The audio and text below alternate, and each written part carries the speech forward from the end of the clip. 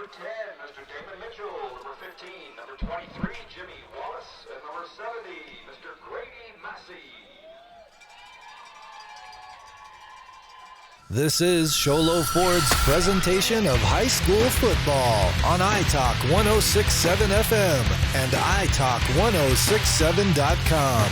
Also brought to you in part by Northland Pioneer College, Ace Hardware of the White Mountains, Honda Ski and Outdoor Sport, Deemer's Glass, Beeler Orthodontics, Summit Regional Medical Center, Octopus Car Wash, Mountain Mobile Auto Glass, and Little Bluebird Studios. And now, Sholo Ford presents high school football on iTalk 106.7 and worldwide on iTalk1067.com. Here's the high school football season is starting at Blue Ridge High School, where the Yellow Jackets are playing host to the Winslow Bulldogs. I'm Derek Palmer alongside Punt Cooley. Is Punt, they're already getting this thing teed up and ready to go. Blue Ridge is wearing yellow hats with purple on purple. Winslow wearing maroon hats with white tops and maroon pants. Both teams coming in 6-5 last year and losers in the first round. But Blue Ridge is returning an awful lot. Well, they're still a young team, but at the key positions, they're certainly returning some key players. Of course, the primary among them, their quarterback, P.J. London, the junior, who is doing the kickoff for Blue Ridge to start this game. It's going to be taken around the 10-yard line by Preston Grimstad as he's going toward the far sideline, has eventually slipped and fallen at the 18, and that is where the Bulldogs are going to start their season. Austin Slaughter on the coverage for Blue Ridge out on that edge down the sideline, but Winslow will start, looks like they'll start at about the 18, 17-yard line on their first possession. And as you said, both these teams last year, identical records, 6-5. Both went into the playoffs and losing their first game in the playoffs. So we'll see what they bring this year in this first contest for both teams. Winslow now 1st and 10 from that 18. As here going straight up the middle is Mason Scott as he crosses over the 20. And it gets tumbled down around the 23. Pick up about 5 yards on that one. That's Jimmy Wallace, one of the defenders in the defensive backfield for Blue Ridge, coming up to make the tackle. But as you say, not until after a great gain, just going right up the middle, finding a nice gap in between the tackle and the guard on that first play on the left or on the right side. Sophomore single color is Jace Lyons as he goes under center. Winslow at 2nd and 4, this time going against Scott apparently, as this time he is surrounded and brought down in the backfield, but there is a flag on the play. There is a flag, but that was great penetration on the defensive front by Tyson Savage. Looks like they're going to call holding against Winslow. And again, just outstanding penetration from Tyson Savage. Just blew up the block. Repeat third. Great penetration into the backfield. Basically hit the runner as soon as he got the handoff for Blue Ridge. Second long. All right, Yellow Jackets are taking that one. Last year, Mason Scott ran for 755 yards, about 75 a game, but that time trapped in the backfield as he's facing 2nd and 17 after the holding flag. A lot of movement again in the backfield. This time they're going to try with Wilbanks as he's coming to the near side. But again, all sorts of Yellow Jackets in the backfield as it's another loss on the play, and it'll set up 3rd down and an awful lot. Blue is just doing an outstanding job. That's a quick pitch to the outside, but the safety, Damon Mitchell, coming up to set the edge and really do an outstanding job of just pressing that running back inside to get the tackle. We were remarking before the ball game that Lyons looks like he has a pretty good arm. He's going to need it as he's facing a 3rd and 18. Doubles! Receivers on either side, a couple on each slot. Now Wilbanks is going on motion left to right. He's going to get the call, trying to turn the corner, going to the left. He's hit the corner at the 20, and before he can get to the yard marker, he is forced out of bounds at the 23. So he picks up 14, but he needed 18. And it looks like it's going to be a 3-and-out situation forced by the Yellow Jacket defense. Going back to receive this kick. Is that London? No. It's hard to see numbers from up here. It looks like 23, Jimmy Wallace, I believe, for Blue Ridge. Snap was juggled a little bit, but a high hanger will bounce on the Winslow side of the 50 before going over to the 47 for the Yellow Jackets, and that is where they will begin on their own 47, so great field position after the 3 and out. Trevor Cavasso punting for the Bulldogs.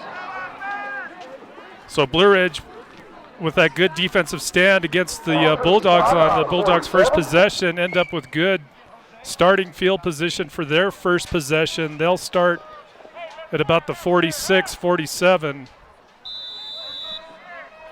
And again, Blue Ridge led by their junior quarterback, P.J. London. He started for Blue Ridge since he's a freshman, so we'll see what he can get going here in the first game for the Yellow Jackets. Low snap on the shotgun. He's moving to his left and now looking down the near sideline where his man has a little bit of space, but a nice recovery there by Wilbanks. Pass was intended for Jimmy Wallace. Quarterback in for the Jackets, passes to Jimmy Wallace. Nice tight spiral by London. They're looking deep on that first play, trying to get the receiver open down the sideline, but as you say, good coverage by Winslow. Actually, a fair amount of contact between the two players on that pass, but just good defensive coverage all the way around by the Bulldogs. London last year threw for 1,400 yards and looking to air it out on the first attempt, now facing 2nd and 10, still on his own 47. This time he's going to give it to the short toss, and with a big seam going over the 50 before being spilled down at the 45. Ethan Marbello is good for 8 yards to set up 3rd and short. Marbello, a junior, 5'4", 146-pounder, but great quickness. Takes that pitch and just digs that foot in, plants that foot, and turns upfield quickly after finding that big gap on the left side. Blue Ridge already at the line, 3rd and 2, 9:45 to go here in the first. It's the first possession for the Yellow Jackets. London making a little bit of a move in the backfield as he's going to give it to the deep man. One move at the line before he stumbles across the yard marker. Damon Mitchell has 5. He needed 2, and there is the first down of the ball game. Well, so far, Blue Ridge, which is known for, they definitely are the running football team. Typically, they're getting good gains. Nothing huge, of course, but that line's really doing a great job so far against that defensive front of the Bulldogs. Looked like Scott had a chance at him to stop him short, but a nice move there by Mitchell to make it 1st and 10. Here's London, this time trying to go to the far sideline. This time it's Wallace with a lot of space, but he catches it right on the sideline. He'll be stopped inside the 10 for 1st and goal. Mountain Mobile Auto Glass 1st down. And again, just another quick cut by Wallace. He just basically beats the corner down the sideline. The safety's not able to get over in time, and PJ just hit him perfectly in stride with that nice pass down the sideline. 32-yard connection makes it now 1st and goal with 9 minutes and 4 seconds in the first quarter. Going again with Mitchell. This time he is stopped in the backfield. Number 60 Britt Alcott. Britt Alcott just did a great job of blowing up that block on the defensive front. He's in the backfield of Blue Ridge as soon as the back gets the football. So a really good defensive play there. Ball's on the 10, 2nd and goal. Big package here for the Yellow Jackets. Again going with Mitchell, trying the left side of the line. He gets a push down to the 5 before he is stood up, and it's going to be 3rd and 5. Yeah, Mitchell again with the carry. Just good line surge that time by the Yellow Jackets. Again, not a huge gain, but Mitchell just able to fall in behind that offensive line and gain a few yards. It'll leave them 3rd and about 7, it looks like, 3rd and 6. Well, 3rd and goal on the 5. The 5. Quick snap, pitching it to Mitchell, trying to get to the right. Looking for the corner as he's diving for the pylon, but he is stopped and spun down. And a great stop that time by Nevada Smith. It's about the 1. You could see him reach over, trying to get that football across the line on the replay here for those that are watching. As you can see, he gets close to that goal line. He tries to reach over, but just good Good job by the defender pulling him back out of bounds. 1 yard to go, 4th and goal. Quick snap by Blue Ridge. And again, going with Mitchell this time. He's got an opening over the left of the line. He's diving into the end zone for the touchdown. And again, just a really quick snap by Blue Ridge, not allowing that defensive front to really settle in. And Mitchell just walking in behind those big linemen on that left side for the first score of the football game. So Damon Mitchell goes 5 carries for 13 yards and a score, but it was the between London and Wallace that was going to get most of the distance for the Yellow Jackets, and now trying to culminate this one with the extra point, and London back and ready to offer. All right, it's up. Nice kick it's good. by London. 7:34 to go in the first quarter, and the Yellow Jackets score on the opening possession, leading 7-0. This is Sholo Ford's presentation of high school football on iTalk 106.7 and iTalk1067.com. Ace Hardware is certainly the place to get everything from hardware to tools, lumber to drywall, propane to wood pellets, and so much more. But did you know that Ace also has one of the White Mountains' best collections of artificial and silk flowers? Ace Hardware is the best place to find completed arrangements or get all your favorite individual items and make your own. If you're crafty, you'll love everything Ace Hardware has to redecorate your home or create unique, one-of-a-kind gifts in their complete craft section. Oh, and find an unlimited variety of herbal teas from the brand for tea's sake. Ace Hardware in Sholo, Pine Top, and Heber Overgard. 7-0 Blue Ridge leads. It's a 8-play, 53-yard scoring drive, most of which was gained on the 32-yard strike between London and Wallace. 2 big plays on the first 2 possessions, as there was also the hold that really set Winslow back behind the sticks. So London, with the Northland Pioneer College kickoff, again sends this one to the right side. It's juggled but brought in. A little bit of a seam going up the middle, but brought down just over the 20 is Preston Grimstad. Let's say he got him out to the 25. Jose Garcia for Blue Ridge in on the tackle. A little bit better return this time by Winslow. They'll start their second possession at the 25-yard line. When it comes time to kick off your college education, choose the college with the lowest tuition in Arizona. That was the Northland Pioneer College kickoff. 7-0 with 7:28 to go in the first. Lions dropping back and looking to throw for the first time. Puts that up into traffic, and it is well overthrown and broken up by Mitchell. Intended receiver Chris Ariano for the Bulldogs. And as you say, quarterback throwing into coverage. He's lucky that it looked like number 15, Damon Mitchell, the safety, was up with the receiver, was able to get his hands on it, just couldn't pull the football down for the interception. 2nd and 10.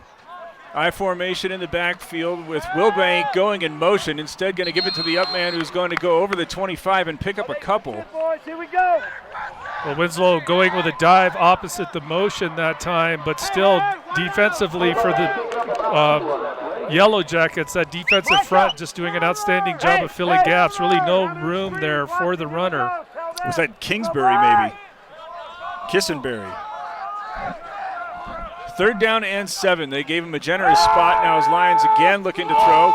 And sends this one to an unsuspecting player. Has that one come off of his shoulders and then bounce back. It's picked off and taken by Cody Wallace, who's tackled almost immediately. That was a pretty firm throw there from Lions. Well, they had crossing receivers, did Winslow, and the quarterback, as you say, tried to hit the receiver running to the inside, but had a lot of juice on that pass and went right through his hands, and Wallace standing right there to get the tip.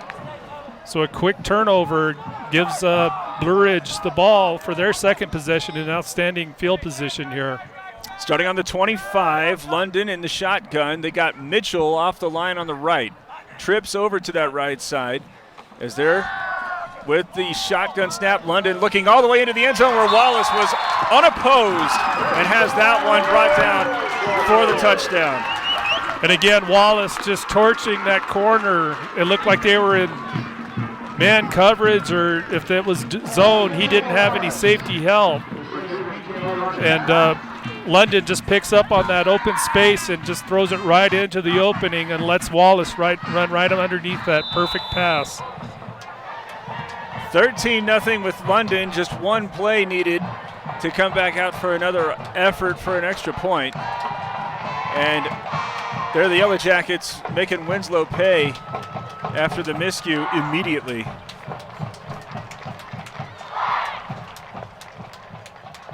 London back and ready. As the snap is down, the kick is up. And it's good. 14-0. Blue Ridge leading after the interception leads to a 25-yard scoring strike between London and Wallace. This is Sholo Ford's presentation of high school football on iTalk 106.7 and 1067.com. You've been there, waiting forever at the gas station for the guy to free up so he can fill up your propane tank. Or worse, when the only qualified propane technician decided to stay home that day. Yep, you've been there, and I have too. That's why now I get my propane from Ace Hardware every time. You get Ace Hardware's world-famous customer service when you stop in for propane. That's right, you get in, you get out, and you get a great deal on propane and everything else. From Ace Hardware at their locations in Pine Top and Heber. Ace Hardware is proud to support White Mountain Sports. You've been there, waiting forever at the gas station for the guy to free up so he can fill up your propane tank. Or worse, when the only qualified propane technician decided to stay home that day. Yep, you've been there, and I have too. That's why now I get my propane from Ace Hardware every time. You get Ace Hardware's world-famous customer service when you stop in for propane. That's what it is. 14-0. Blue Ridge kicking it off for the third time here in the first quarter. As Krimstad has that one at the 15, and it's upended at the 25. Great tackle. Looked like number 2, Austin Slaughter, sliding in that inside where the runner's going right up the middle, and Slaughter just picks him up and lays him down. Well, Punt, we've seen Winslow attempt it from two different angles. They were really trying to use the run in the first possession and then use Lions in the second. Neither have really worked, but have you seen any openings for either angle? Not really. You know, that defensive front for Blue Ridge is just doing a really good job. Here it is again. Just really no room for those running backs for Winslow. Ryan Cox that time on the tackle for Blue Ridge. But those defensive linemen for Blue Ridge just doing a great job of getting penetration in those gaps up front so far. It was the second carry for Aiden Kislenberry, and he went for negative yardage that time to make it 2nd and 11 from the 24. Pitching it to Kislenberry, and a little bit more success going to the left side, over the 30, over the 35, and there's Winslow's first down. Oh, well, maybe just a little bit short. Well, that time Blue Ridge not able to set an edge out on that left side. Kislenberry takes it full advantage and able to work down the sideline very close to the first down. Looks like we have a player for Blue Ridge coming up limping, number 70. Grady Massey, I think that's number 70. 70-something. Okay, Massey. He's favoring his left foot or leg or something in that looks like his neighborhood. knee or his ankle. He's able to jog off the field on his own, but they're going to definitely put him up on the table and take a look at that. 5:48 in the first. 3rd and 1 for Winslow, looking for its first down. Again going to the Kislenberry as he is able to get the first down and fight his way all the way down to the 39. I think that's the first down for the Bulldogs in this football game. That time, of course, just going right up the middle with that line surge. And Winslow's able to get their first down of the football game. Mountain Mobile Auto Glass first down moves it to the Winslow 39. 5:29 to go, trailing 14-0 as Lyons has an awkward snap trying to get that one off to Scott after the misdirection, but he's trapped in the backfield and he'll lose it. 1. Ryan Cox coming up on the tackle, but actually a couple of early missed tackles by Blue Ridge defenders. Again, making great penetration into that deep into the Bulldog backfield. Just not able to make the tackle, but good team tackling ultimately by the Yellow Jackets to shut him down for a little bit of a loss on that play. 2nd and 11. That's just the second carry for Mason Scott as Kislenberry is lined up, and instead they're going to go with Scott, trying to come from the left to the right, but there's nothing doing as he is trapped in the backfield. It's going to be Wallace bringing him down on the wrong side of the 35 for the Bulldogs. Winslow that time pulling out a bunch of players to try to find some blocking, but Blue Ridge, credit them, setting a good edge and just denying that running back that outside sideline cut, and actually ends up causing another loss of another 3 or 4 yards for Winslow here. They're going to be 3rd and 15. 4:13 to go. It is the third and long here in the first quarter that the Bulldogs have faced. Lyons with the snap starts moving to his left, wants to throw it back, but there's nobody there. I'm not sure whom he thought he had open. That looked like a little pop-out screen. Quarterback rolling out left and trying to throw back right, but that was completely read well by the defenders for Blue Ridge. Well, the only player in the neighborhood was Robert Wilbanks, but there was an offensive lineman in front of him, and that was not going to go. So his clock stopped now at 4:02, and back out to punt for the Bulldogs. Oh, it's a low one, and it gets by him. And it's a soccer-style kick that eventually comes off onto one of the Bulldogs, or the Yellow Jackets, beg your pardon. That was Cody Wallace who was able to fall on that one. Number 25 for Blue Ridge, Cody Wallace, able to fall down on it. And again, Blue Ridge with outstanding field position. Really the punter for Winslow at that time just really trying to get his foot on the ball, knowing he had a big rush coming at him. But Wallace the snap did him no favors, though. Exactly. Blue Ridge started its last drive on the 25, this time on the Winslow 31 with 3 minutes and 57 seconds to go here in the initial, already leading 14-0. Wallace is going to split out wide on the right. Mitchell is the single back, I believe. No, it is not. Cody Wallace is behind London, who's going to get the call, going to the left, stutter step at the 30 before he's brought down near the 25, gains 5. And as has been the case throughout the first quarter, Winslow's had tacklers at the line of scrimmage. It's just been a little move from the Yellow Jacket ball carriers to get just enough space to make it a positive gain. Well, Silas Gonzalez coming up 55 from his defensive end position to make that tackle. Wrapped him up well, but not until Blue Ridge gains about 5 yards on that carry. 4 receivers set with 3 going to the right. London again using the shotgun. Jimmy Wallace is again the single back. Drops back after the shotgun snap, looking over the middle, and it's nearly brought down. That would have been a great catch. Reese Esparza. It was looked for a second like he did have it, but yes. That was a stiff throw there from London. It had to be to get it through the gap. Just could not hang on. Kind of left him out to dry a little bit. He's fortunate he didn't get a little contact in there. 3:14, now 3rd and 5. Cody Wallace is in the backfield behind London. Again, another 4 receiver set as London has the low snap. Now he's pressured, starts moving to his left, gets away from one tackler, and then steps over the 25 down to the 20. Nice run. And he'll have the first down.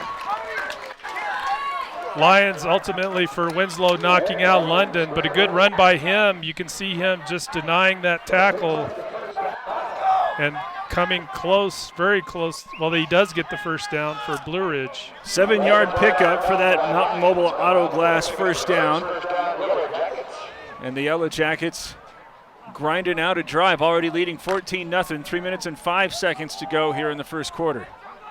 This time breaking the huddle with London set to go under center. Got some tight ends on the line. Mitchell goes in motion to the right side as Marbello's going to get the toss. Again, looking to get the edge over the right side. Scoots through one tackle, gets the first down before he is surrounded, but will set up another 1st and goal situation. Great speed by Marbello on that pitch just to beat the defenders out. And Winslow not able to set that edge on that outside. Marbello takes advantage and gets to about the 7 or 8. Yes. Yes, and in fairness to the Winslow front, I think that they might have been in position. It was just Marbello beat him to the punch. Getting outside. 1st and goal now, already leading 14-0, 2:45 left here in the first. As London, well, now hold the phone. And a timeout is taken by the Blue Ridge sideline, as that looked like it was a little bit of confusion in the backfield for the Yellow Jackets. They're leading 14-0 with 2 minutes and 39 seconds to go in the first quarter and still threatening. This is Sholo Ford's presentation of high school football on iTalk 106.7 and iTalk1067.com. Who sells the #1 truck in America? Sholo Ford. That's right. Not only do they sell it, Sholo Ford is the best place to buy it. Why? Guy Hatch guarantees it. In fact, he guarantees you'll get the best deal on your next Ford car, van, or SUV as well. It doesn't matter what you buy. Sholo Ford has the best deal. Sholo Ford on the east end of the Deuce and at sholoford.com.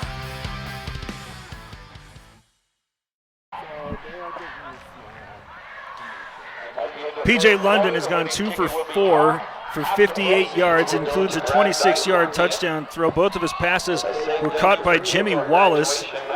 Wallace also has been in the backfield with one carry, but it's been Damon Mitchell and Ethan Marbello been doing most of the damage for the Yellow Jackets on the ground. They've combined for 34 yards on 7 carries. Marbello was able to get him into this first and goal situation as he is in the backfield with Mitchell.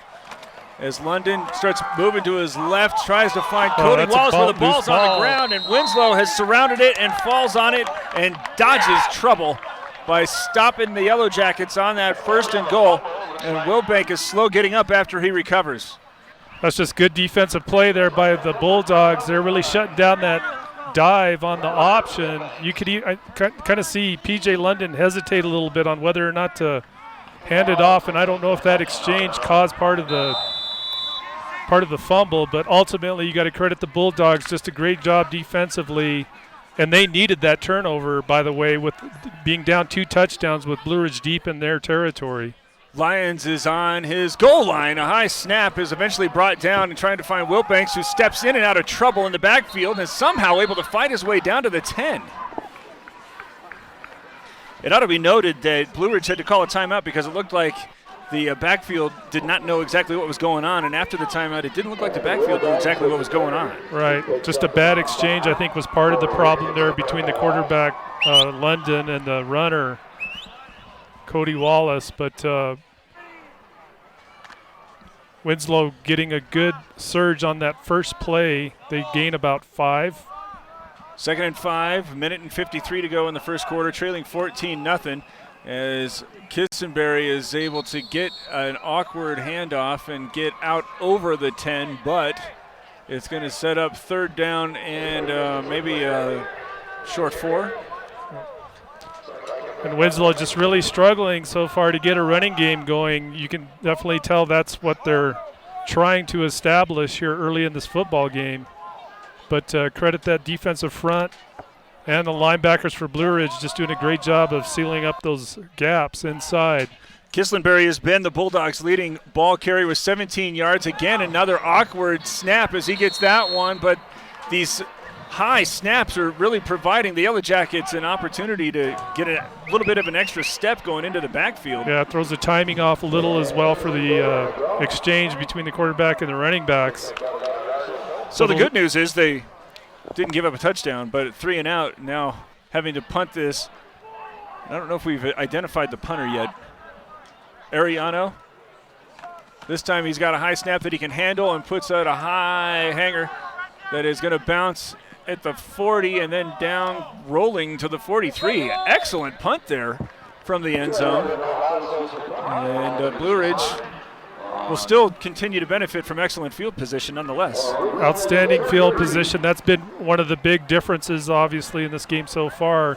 Winslow starting all their possessions deep in their own side of the field. Blue Ridge, on the other hand, of course, having the middle of the field or even better into Winslow territory. And then just, of course, offensively, Blue Ridge with the pass and the run both just having much more success so far in this first quarter offensively. Starting on the 43-yard line of Winslow, 35 seconds to go. Last possession ended with Cody Wallace fumbling inside the 5. London now moving players around as he's going to go under center and give it to Mitchell, who tries going to the left side, crashes into traffic, but is stopped at the 40. Give him about 3, and that'll probably be the last. No, maybe not. Mason Scott in on the tackle for Winslow. Damon Mitchell now with 16 yards on 6 carries, unofficially, of course. As there is now 5 seconds, and I don't know if the Yellow Jackets need to get this snap off, and I don't know if they will. Well, they do indeed. As here's London moving around in the backfield, and then it gets to Esparza over the 35, and he is able to drag a tackler across the yard marker. As it will be a first down for the Yellow Jackets going into the second quarter. Already Blue Ridge leading 14-0. This is Sholo Ford's presentation of high school football on iTalk 106.7 and iTalk1067.com.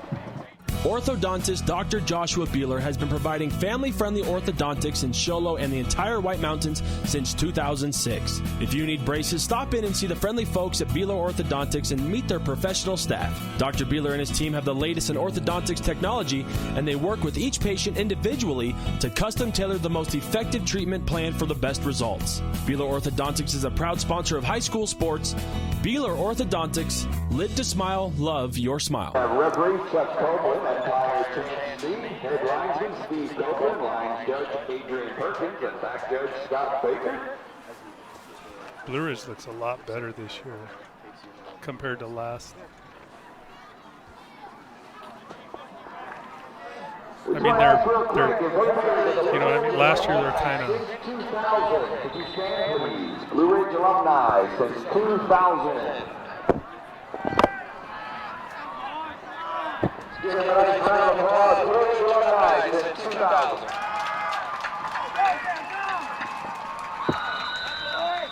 Back here at Blue Ridge High School, where the Yellow Jackets are off to a 14-0 start. First and 10 carry goes to Sam Montoya, who picks up 3.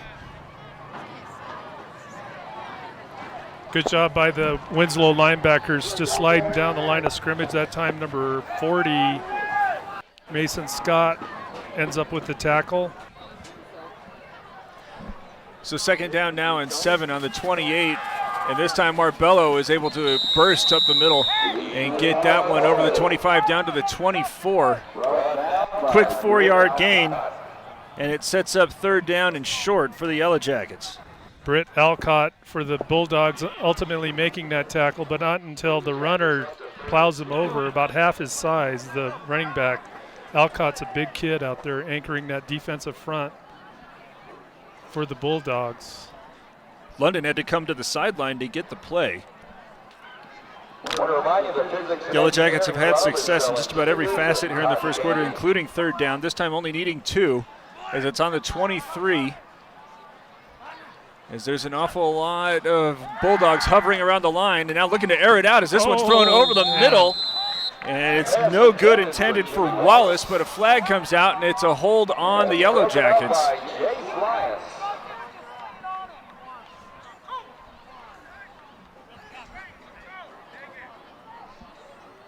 Wallace, I think, a little lucky Holding too. 51 Blue Ridge. He was kind of hung out to dry a little bit on that interior pass. Jason Lyons breaking that up with a pretty big hit. Very good defensive play. All right, so that penalty will move the Yellow Jackets back 10 yards, making it 4th and 12 on the 33. No, 3rd and 12, beg your pardon, on the 33.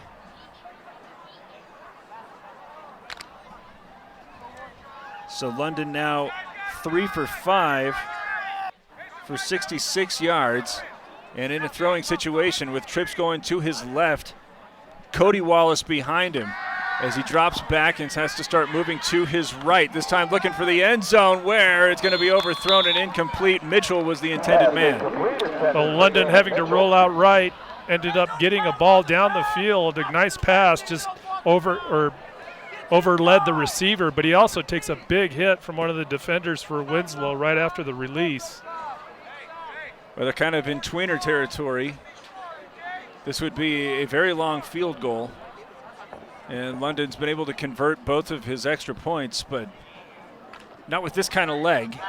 And rather than punting it away, they're going to go ahead and give it a shot. Same formation. Wallace is behind London, who is in the shotgun. Only man on the near side is Austin Slaughter. This time moving to his left. London looking downfield as the pressure comes. Throws that one over the middle where it's had. Or is it? It's going to be short. That'll be a completion for sure. It looks like they're going to mark it short. About a yard short of the first down. So it was good for 11, but they needed 12. Well placed pass by PJ under the situation. Of course, they flood that right side, and he finds the receiver inside on a little hook route. But as you say, just hooked a yard short of the marker that they needed to get that first down. So Winslow will take over. Starting on their own 22 are the Bulldogs. 10:21 to go in the half, trailing 14-0. Lions, who is 0 for 3 and thrown an interception. This time going to start it off by going for Mason Scott, but he is again trapped in the backfield and brought down for a 3-yard loss. And again, you got to credit that front for Blue Ridge. They're just stuffing those inside gaps, and as soon as he gets the handoff, there's really no room for him to move with that defensive pressure coming from the middle. Wilbanks and Scott, the two leading returning rushers, have combined for just 15 yards on 7 carries. The workhorse has been Kislenbury, who has 17.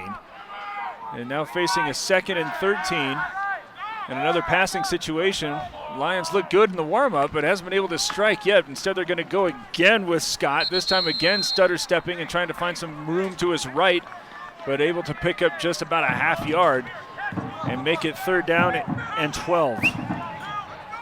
Good Winslow. We're just, of course, starting the second quarter. And so far in this football game, Winslow just not able to get that running game going with any consistency at all. And you definitely need to credit the front for Blue Ridge just doing an outstanding job. 3rd down and 12. Splitting wide out on the near side is Dylan Foster. Instead, after a misdirection, they're going to go with Mason Scott, who slips one tackler in the backfield, able to run over the 25 before he's caught from behind. He gains 7, but it's going to be well short. Cody Wallace ultimately able to drag him down. A couple of missed tackles by Blue Ridge. They had the runner wrapped up further down closer to the backfield, but just credit the running back, just doing a great job staying on his feet. Jimmy Wallace is standing on his 45. As Ariano has got a good snap in the breadbasket, sends a line drive out to Wallace, who drops this one, but falling on it are 2 Yellow Jackets, and Blue Ridge will again have excellent field position right around the 50. Really fortunate to have a couple of teammates right in front of them on that. Otherwise, that looked like it could have easily been a turnover, a big turnover for Winslow. But Wallace had to field that. If it gets behind him, it's going to be a huge kick. Yep. So it was a gamble that he had to make. But he's got it just shy of the 50. The Yellow Jackets lead 14-0, 8:23 to go in the half. At halftime, there's going to be a tribute to Paul Morrow. And we encourage you to stick around and take a listen, as there's going to be all sorts of speeches to the historic football coach here at Blue Ridge for so many years. But right now hustling to the line of scrimmage, leading 14-0 as London gives this one to Marbello, who tries to find some room going up the gut but can't find much. They credit him with 1 yard with the forward progress, but that was pretty generous. Looked like Leander Keems, number 77 for Winslow, just grabs him and throws him down like a sack of rice or something. 2nd down and 9. Winslow's defense is looking a little bit more confident after picking up these last 2 stops. As London under center, short drop, looking to the near sideline where he's got Mitchell, but he is caught from behind after 3 yards on that pickup. And it's going to be another 3rd down, this time needing 6. Good job by Mason Scott, just staying with the receiver. As soon as Mitchell turns upfield, Scott's able to just corral him down. Little bit of a gain, but good defensive coverage there at that time by Scott. London 5 for 8 for 80 yards. That includes a 26-yard touchdown strike. But since then, he has not had much success going through the air. As he's working from the shotgun, Marbello's behind him. Fake the give. London trying to move to his left, but running into trouble. So now he's going to tuck it, come back to the right, stutter step, just the straight arm to get the first down and then run out of bounds. And tack 15 more on as a late hit is going to be thrown. They're going to throw a flag on the late tackle, it looks like. after London runs out of bounds here. But good running by London to get that juke. Nice stiff arm, as you say, and you can see that late tackle out of bounds. That'll be a 15-yard Number 62, Braden Williams for Winslow. Okay. 11-yard run and then another 15 yards for the hit that was way out of bounds. That's a big penalty there for the Bulldogs. Puts Blue Ridge way down the field now, inside the 20 of the Bulldogs. When the Bulldogs just talked about how confident they looked like they might be starting to feel, had all sorts of pressure in the backfield, but nobody accounting for London as he started moving to the other side of the floor. And now all of those reasons for confidence slipping away as it's back into the red zone. The Yellow Jackets already leading 14-0. There's 7 minutes to play in the second quarter, and another scoring opportunity here for Blue Ridge. Mitchell and Marbello are in the backfield. London goes under center. The two receivers off to the left, and they're joined by Marbello. Fake the toss to him, and instead there it's fumbled, but falling back on it as Esparza nearly gave it away, but he is able to recover. A little counter there by Blue Ridge, faking the pitch out left and then countering back with Esparza. But on the exchange, you can see Esparza following his blocker.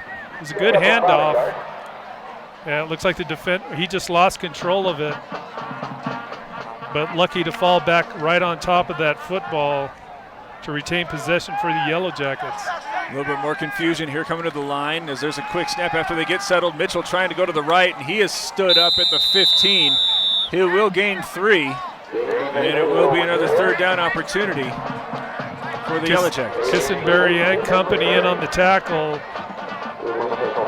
Really not a whole bunch of room there for Mitchell to run into, so it'll leave Blue Ridge with third down and about 7 to get the first down.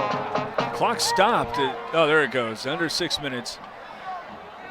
On the previous third down, London looked like he wanted to pass, but instead, after he was flushed from the pocket, took it 11 yards for a first down and an additional 15 on the personal foul. This time needing, they're going to say 7. On the 15, he again has a couple of players in the backfield, including Wallace. Mitchell now creeping toward, and I think they took too much time. Yeah, Coach London will call timeout to bring him in. He's not happy with the tempo of that call. They came very close, I think, to getting the penalty, which is something Coach London does not want to see right now with them being inside the. So with 5:36 to go, they're looking to try to put one in for the first time here in the second quarter. He's got Damon Mitchell, who has 19 yards on 7 carries. It looked like they're trying to feed him again, but they've had an awful lot of success with Marbello getting to the edge. Where are you going with this one? Well, I wouldn't be surprised if they do try to maybe do a quick pitch out. Blue Ridge typically will want to set up the inside. That's their strength, especially when they're having success with those runs inside the tackles. But I wouldn't be surprised if they do try to maybe bust something outside with Marbello. He's got great speed. And then again, you could always go with a pass here too. London,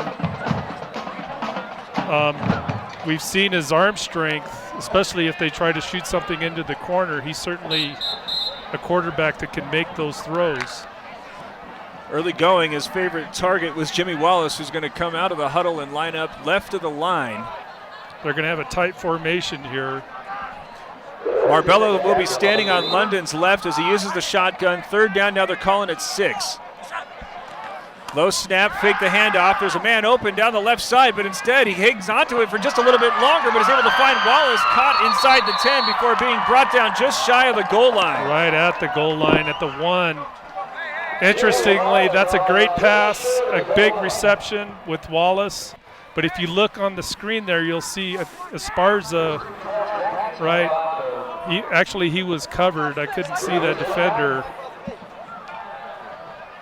But it looked like they could have maybe thrown a corner route, but doesn't matter. Blue Ridge first and goal right at the goal line. You combine the runs and the hits that London is taking as this one's punched in with ease, but he's taking a beating, London, here in the first quarter. London keeps that one and runs it 1 yard for the score, but he's earning it. Just a quick snap by Blue Ridge, and London just following that line surge right up the middle.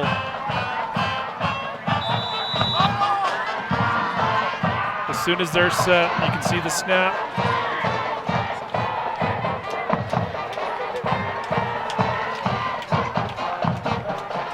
20-0 now the Yellow Jackets lead. As London, who's been busy, is going to come out and look for his third extra point. As Winslow has contacted the line now, I think that it'll get a little bit easier for London. Well, and there you are going to call that against Winslow, number 74. Sharon Dale just trying to anticipate the snap. Half the distance. Blue Ridge will keep their kick team on. Before he was ready to receive that snap, London looked like he was getting a lot of grass out of his face mask. As this time the snap is down and the kick is away. And good to make it 21-0. Blue Ridge leading and pitching a shutout with 5 minutes and 6 seconds left here in the half. This is Shola Ford's presentation of high school football on iTalk 106.7 and iTalk1067.com. When you think glass, think Deemer's Glass in Lakeside. Deemer's Glass offers the best selection of quality glass with affordable prices. They do full home window packages, replacement windows, custom shower doors and enclosures, custom mirrors in many shapes, styles, and colors, glass doors and hardware, commercial glass for buildings and offices, skylights, screens, fire-rated glass for your fireplace or stove, window film, and more. Visit Deemer's Glass today on Porter Mountain Road in Lakeside or call 1-888-GLASSMAN.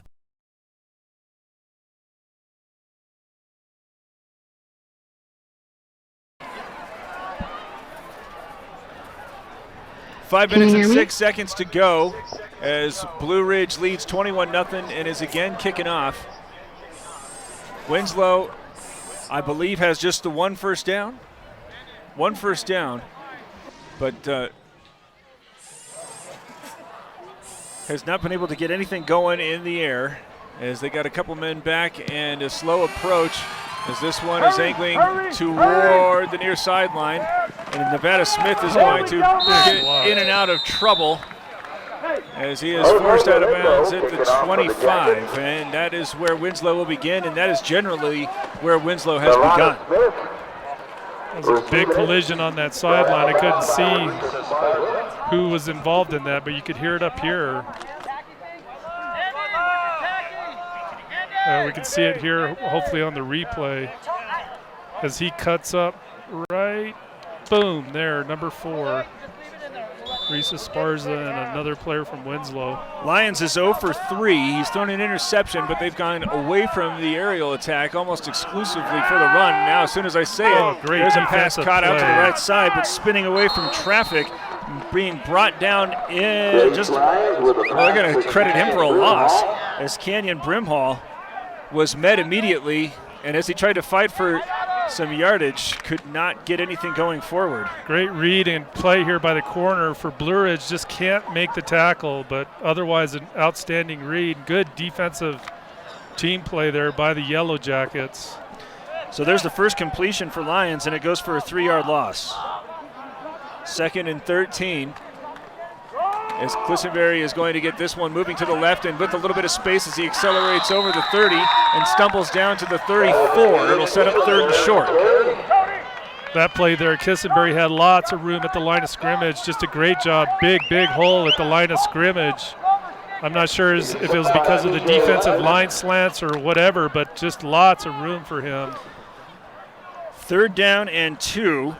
Kissenberry has 28 yards on 7 carries. It has been the best offense for the Bulldogs, and I would imagine they're going to go with him to try to get these 2 as he's set up on the right of Lyons, who's using the shotgun.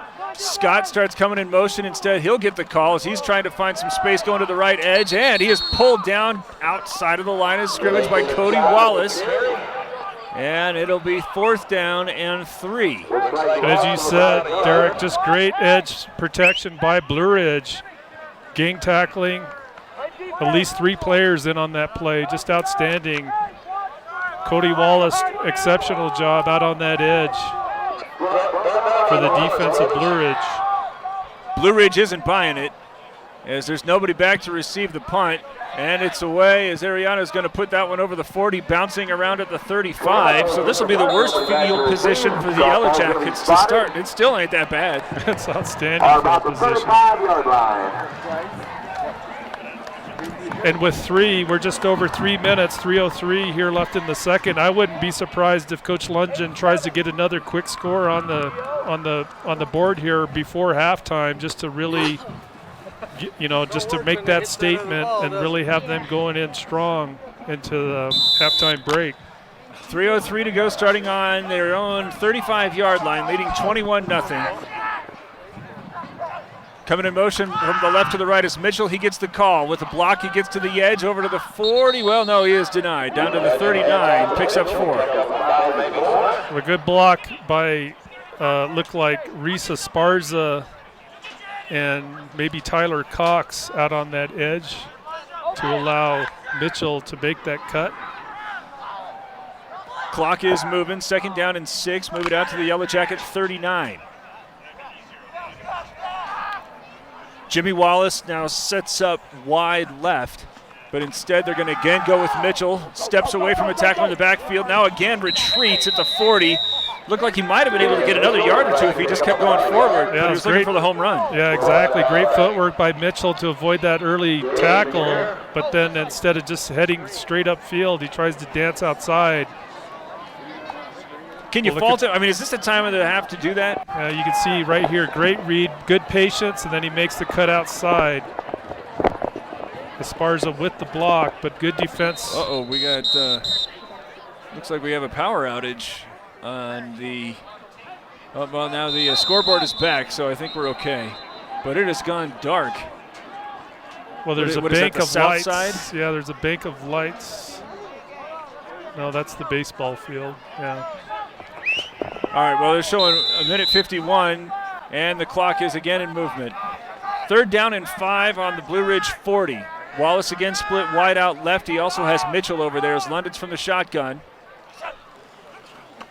Takes the snap, looking over the middle where it's hauled in by Mitchell.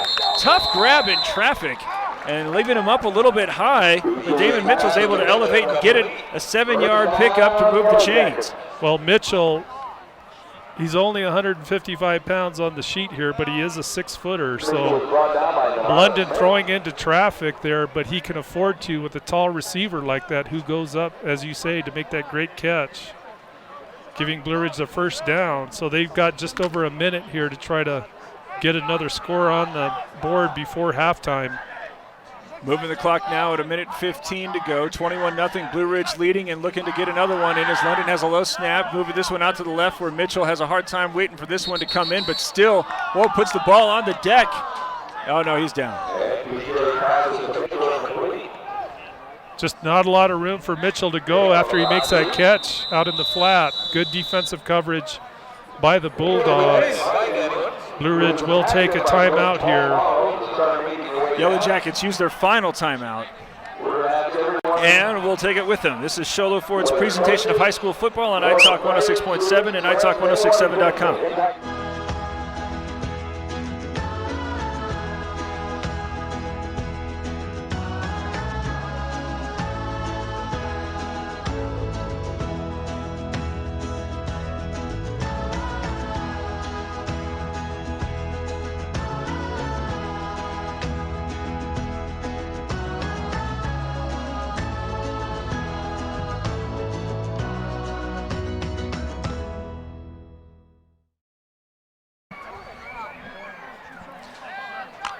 Okay, but I don't need to do anything right because it's on.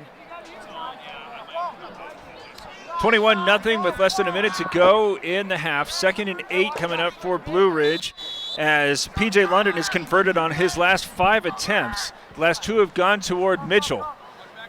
He's the lone man out on the left as there the shotgun snap had by London. Short drop now looking to the near sideline where everybody's forgotten about Wallace. He's got it at the 20, but he can't haul it in. Wide open, blown coverage there by the Bulldogs. Wallace wide open, great pass by London. You could hear it hit his pads. And something the coaches, I'm sure we'll talk to him about, they don't like the receivers to catch the ball with their pads. They'd rather have them catch it with their hands. Everybody's pointing at Wallace, but I think that both he and London combined on that one because he didn't want to overthrow him. Yep. And he kind of broke stride a little bit to let that hang back. So I'm going to say that was a joint effort on that missed opportunity. 48 seconds left, and now 3rd and 8 for the Yellow Jackets. London snaps his 5 straight completion streak, this time trying again to come to Wallace and throws that one behind him to make it now 4th and 8 with 44 seconds left. Yeah, and it looked like Wallace actually had a hard time picking that ball up. I'm not sure.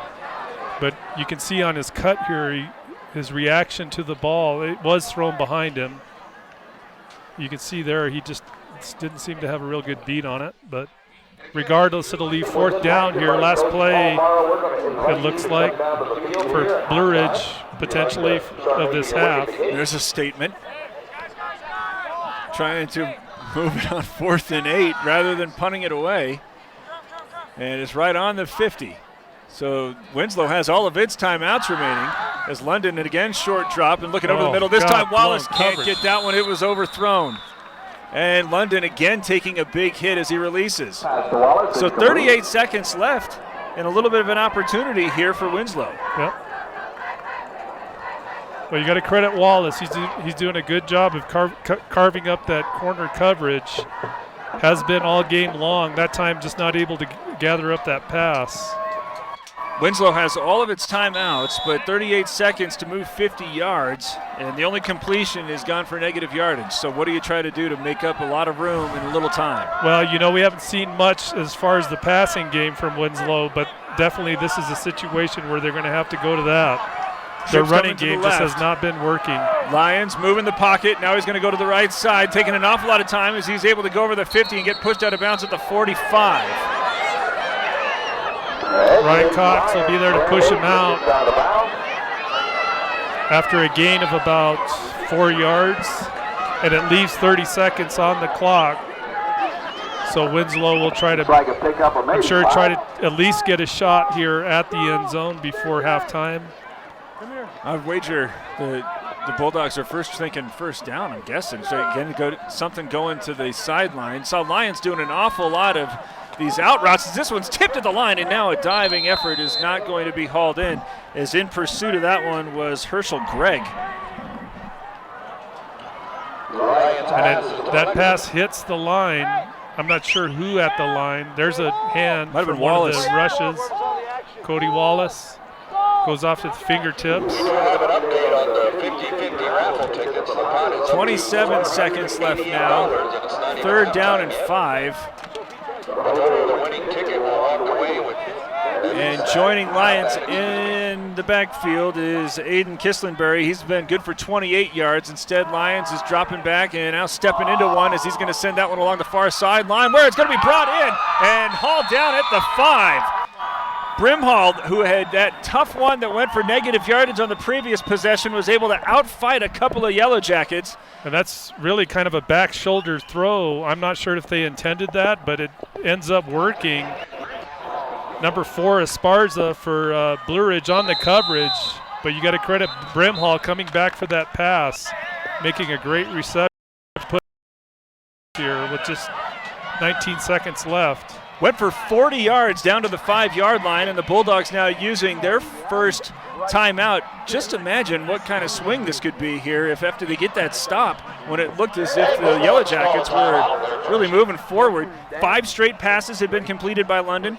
They able to force then 3 straight incompletions, including one on 4th and 8 and getting the ball on the 50. Right. So many times anymore, especially in this age of the Twitter. Right. Everybody's always looking for some disrespect or something, but that kind of felt like when you're on the 50-yard line with enough time to make something happen. Yeah. Well, it's a big swing.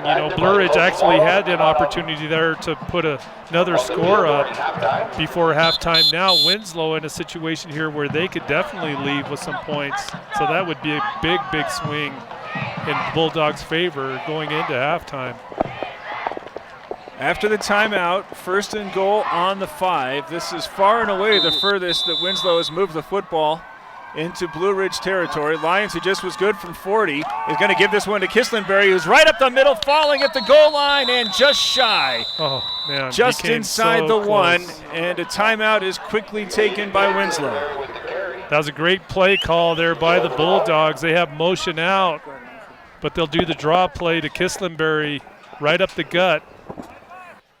You can see the line pulling, which takes the defenders with them. And a great tackle there to save the touchdown. Let's see if we can't get his number. Damon Mitchell. Yep, came over with a big tackle there. Got a little bit of help also coming up top with Cody Wallace.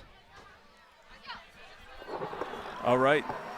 So the Bulldogs back at the line have been working almost exclusively out of the shotgun. So often the traditionalist says you got to get your quarterback under center here. Do you have a take on that? Well, you know, I'm not sure what they practice and how they practice. It would seem to me we just saw P.J. London on Blue Ridge's last touchdown, basically the same place on the field where the quarterback just takes the snap. All you need to do is take one really short step leaning forward and you're good to go. But they will go shotgun, it looks like here.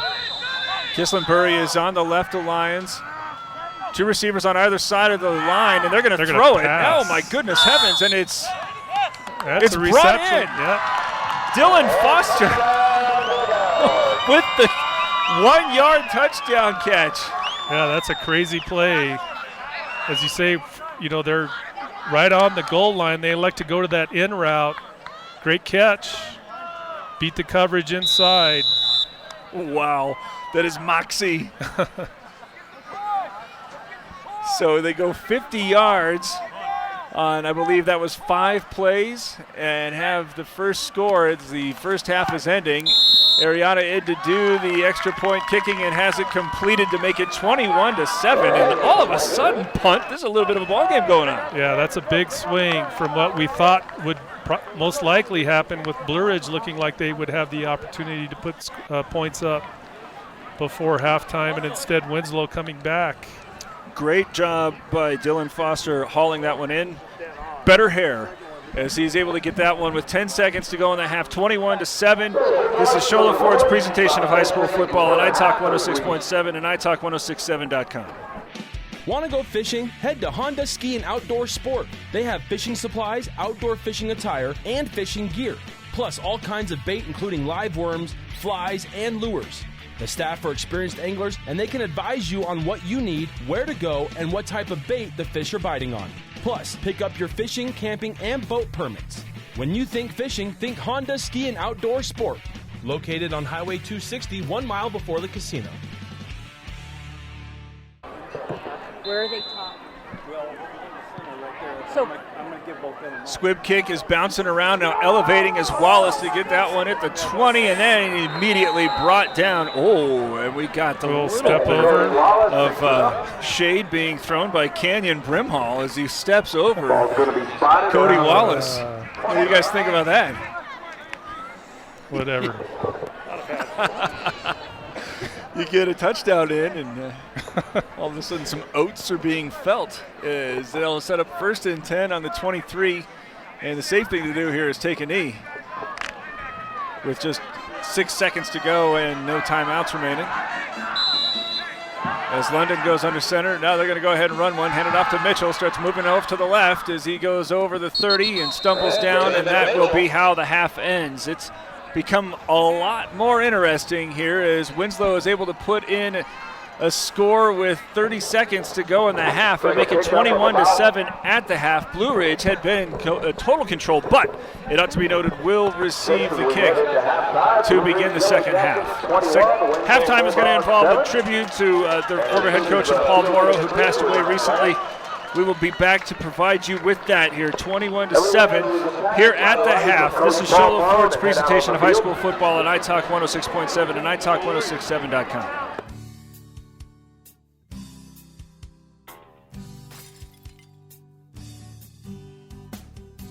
I got this. Don't take time out of your busy day. Let Mountain Mobile Auto Glass come to you. All our technicians are certified by the National Auto Glass Safety Council. Mountain Mobile Auto Glass will give you $50 cash, free movie passes, and free dinner. 536-5972. Mountain Mobile Auto Glass, cash back to you.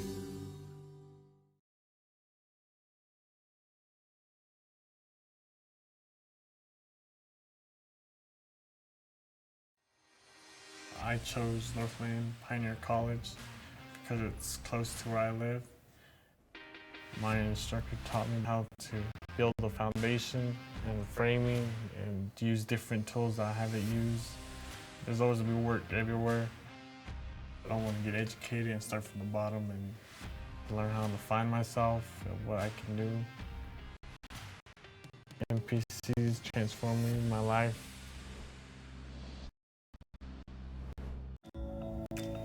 I chose Northland Pioneer College because their prices were affordable. I've learned everything about the hair, skin, and nails. I've gained confidence in what I'm doing, so I'll be successful when I get out in the salon.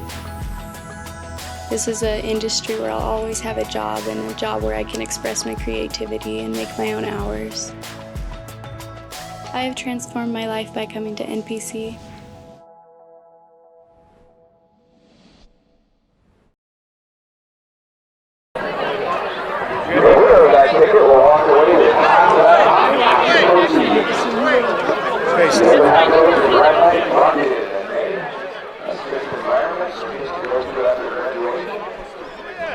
Twenty-one to 7 at halftime. Blue Ridge is leading Winslow as the Yellow Jackets scored on their first, three of their first 4 possessions. Football field at Blue Ridge. Here's Coach. All right, now let's go down and got a tribute to Coach. First of all, I'd like to welcome everybody for showing up tonight.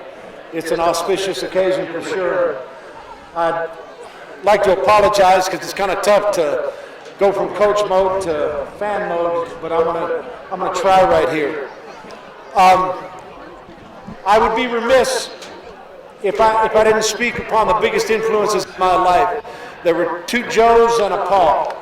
Joe Girardi taught me how to play football. Joe Sparks taught me how to coach football. And the person I worked with the longest and probably impacted me the most was Coach Paul Morrow.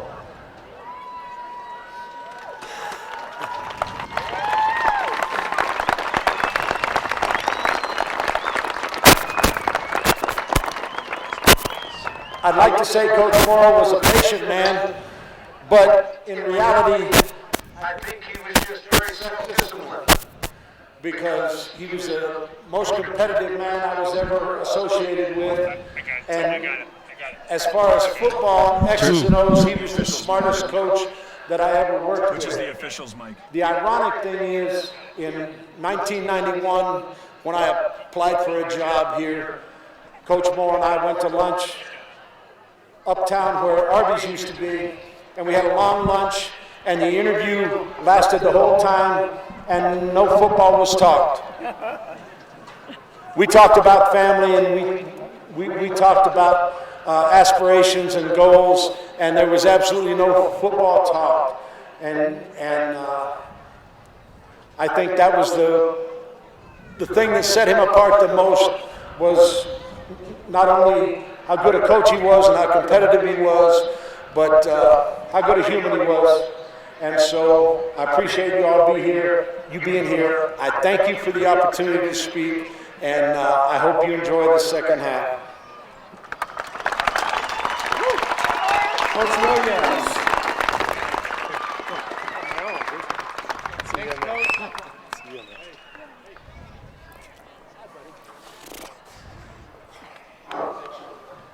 See you all. Thanks for coming. It's an awesome night. It's a tough one, and my memory's not as good as Bob, so I'm going to have to read mine too. In case I have to stop here now.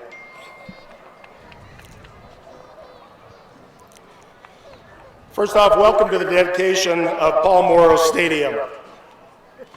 Whether you follow high school football in Arizona or you look at the wall above the fans, noting the titles won by his teams from 1987 to 2013, Paul's success as head coach of Blue Ridge is apparent.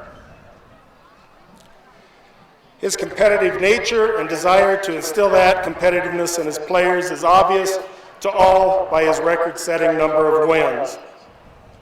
But it wasn't just about wins for Paul. What was equally important to him, and not so obvious to those outside the program, was the desire to create memories for his players beyond Friday night.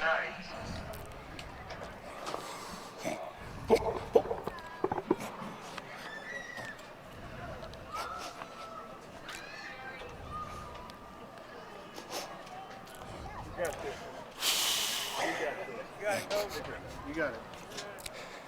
From the numerous pranks during practice to off-field events, such as the 2 more miles hike, log jousting, and buck competitions, or scaling Pride Rock at Mountain Camp, the lucky number 13 at Cali Camp, trips to Magic Mountain, the low-impact workouts at the beach,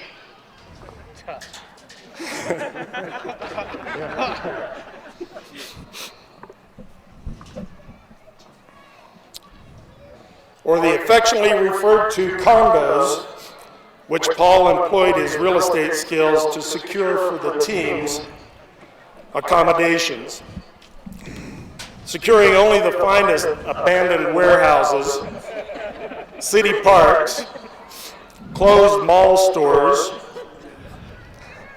Tom DeGaule's backyard, and other unique venues where the team stayed.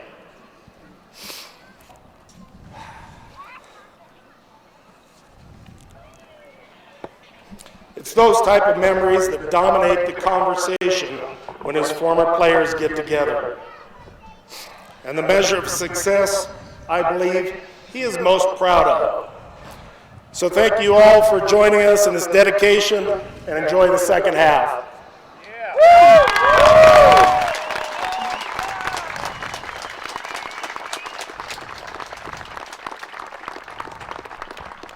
Next we have Mr. Troy Rivers. Well, I've been away from home for a long time. It's good to be back. It's my humble honor to be here with you all tonight at the dedication of Paul Morrow Field. Adam Morrow has given me 4 minutes to condense a story that takes place over 41 years. So stay with me.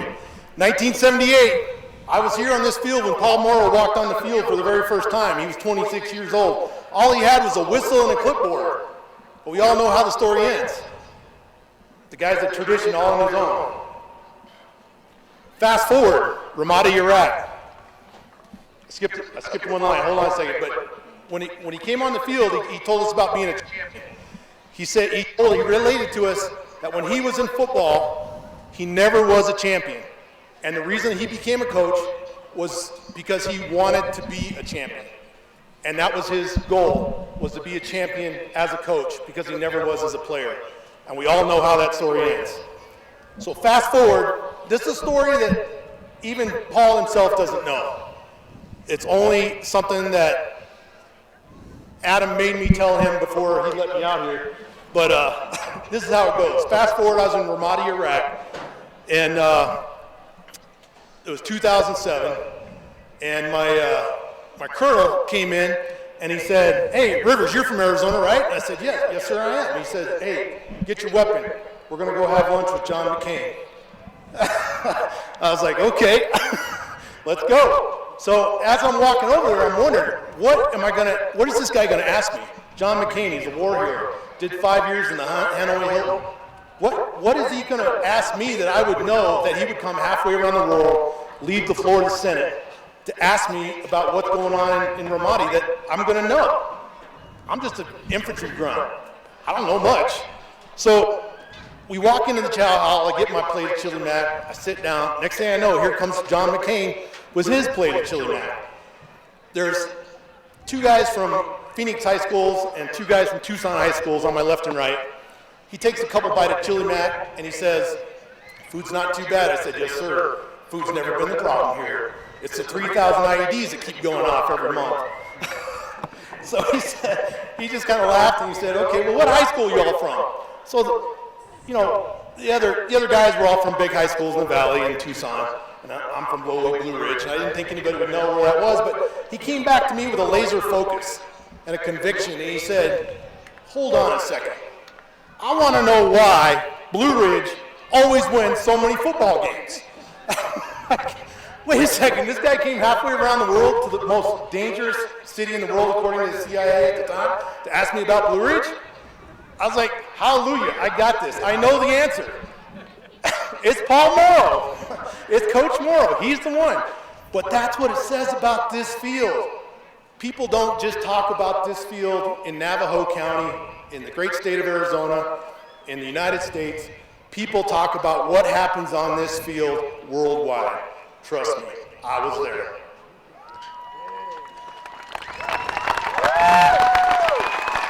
I'd like to thank Adam for giving me the privilege to speak tonight. I'm humbled. Thank you for letting me tell that story so it didn't die with me. Thank you, Mrs. Morrow. Really appreciate it.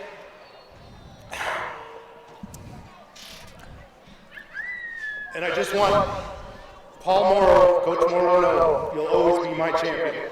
Thank you.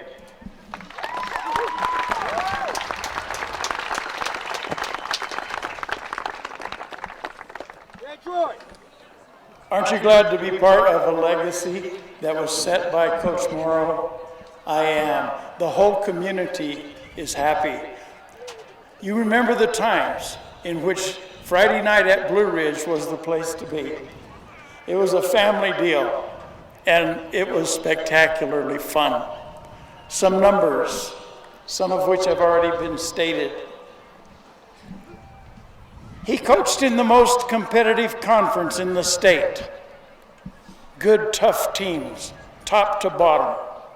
During his tenure, at one time, he had 63 consecutive wins. That is regular season and postseason, including 4 state champions during that run.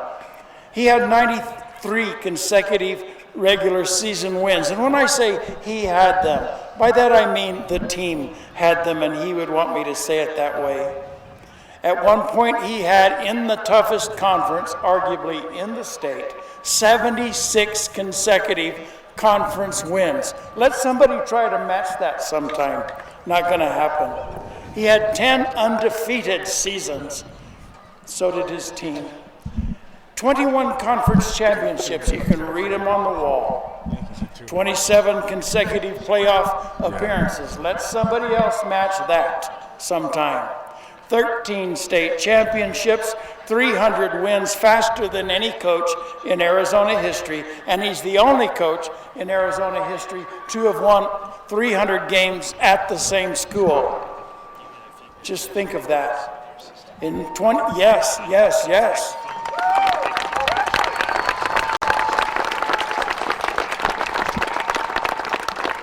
In 2011, he was selected National Coach of the Year, and he told no one. That's how he was. And he became the all-time winningest high school football coach in the history of Arizona. Typifying his style to me was 1987. In that year, the team went 5-3. No great shakes. But at least they got their foot in the back door of the playoffs. But because they came in through the back door, the way the league was set up, the team that came in the back door had to play 2 playoff games in the same week. They had to play one on Tuesday. They went up to Chinle, 180 miles, played the best team Chinle has ever had, undefeated team, with a quarterback that played D1 football at Temple University. They won that game. It was hard to win, very difficult. But they came back after that game, my friends, late at night, wee hours of the morning. You know how long it takes to get here from Chinle. They woke up the next morning.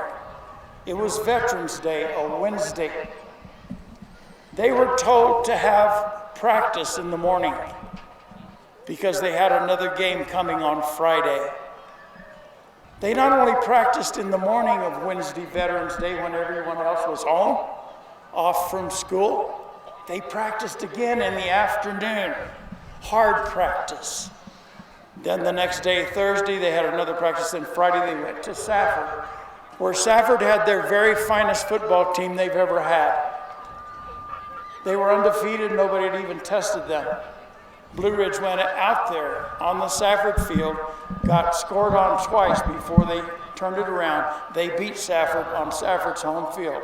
The next week they played one of Payson's best teams ever, And it was a slugfest, big heavyweights out in the middle of the field. Punt, punt, punt.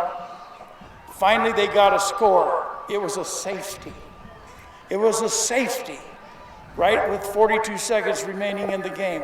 They won that game. Then the next week, they played Snowflake. The next week, they played Snowflake, arch rival kind of in the conference, and defeated them for the state championship 1987. And from that point on, it was a big, long roll. As you know, you can see it up on the wall. God bless.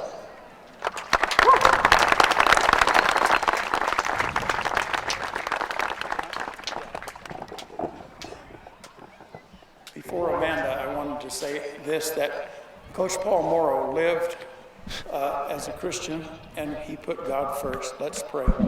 Our Father in heaven, we thank you so much for the opportunity to be together here to commemorate and celebrate our dear friend, Coach Paul Morrow. Thank you so much for the times that we've had together, and thank you for the times going forward.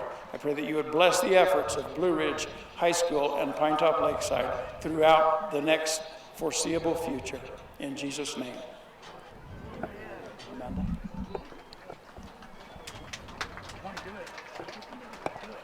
You got it, Abrielle.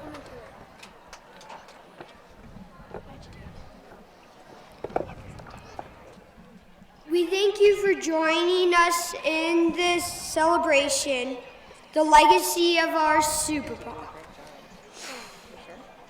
Some of us call him friend, coach, dad, and grandpa, but we all know him as one thing, a hero. We present to you Paul Morrow Stadium.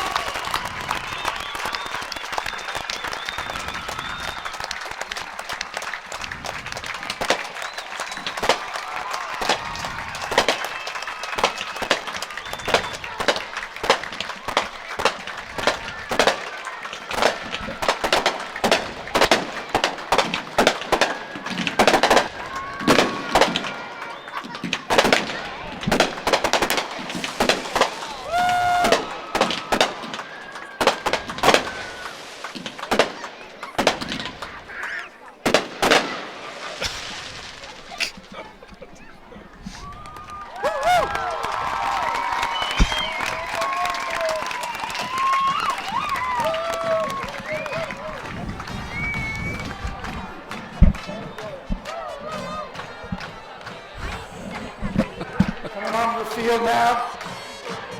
We have a band.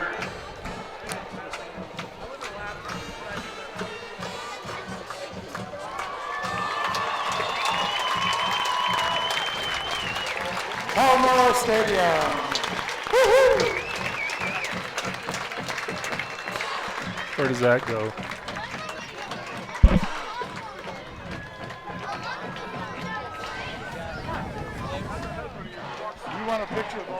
He wants a picture of all the players next to that sign. Could all the people on the field please head over toward the banner and we'll have a picture. In today's challenging economy, having a college education is a must. Northland Pioneer College is here to help you prepare for your future. NPC is committed to providing you with the highest quality education with the lowest tuition cost in the state. We offer a variety of advanced learning classes to prepare you for a transfer or associate's degree, personal interest education, or earning your GED. Contact an academic advisor for more information. Go online at npc.edu. Who sells the #1 truck in America? Sholo Ford. That's right, not only do they sell it, Sholo Ford is the best place to buy it. Why? Guy Hatch guarantees it. In fact, he guarantees you'll get the best deal on your next Ford car, van, or SUV as well. It doesn't matter what you buy. Sholo Ford has the best deal. Sholo Ford on the east end of the Deuce and at sholoford.com.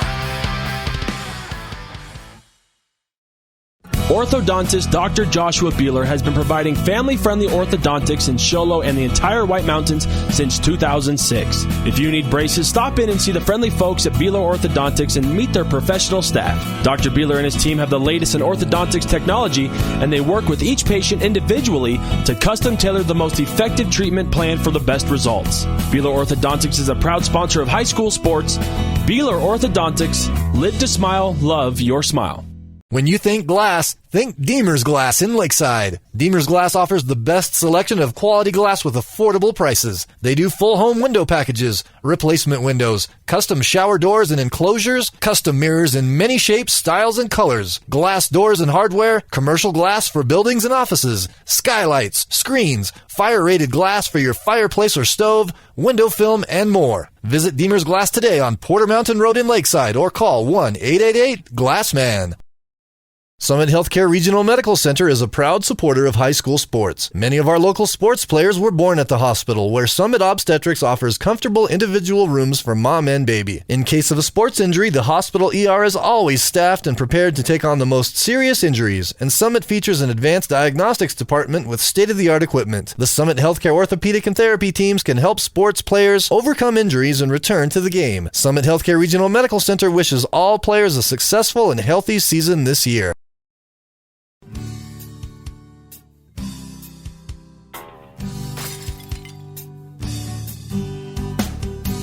I got this. Don't take time out of your busy day. Let Mountain Mobile Auto Glass come to you. All our technicians are certified by the National Auto Glass Safety Council. Mountain Mobile Auto Glass will give you $50 cash, free movie passes, and free dinner. 536-5972. Mountain Mobile Auto Glass, cash back to you. Who sells the #1 truck in America? Show Low Ford.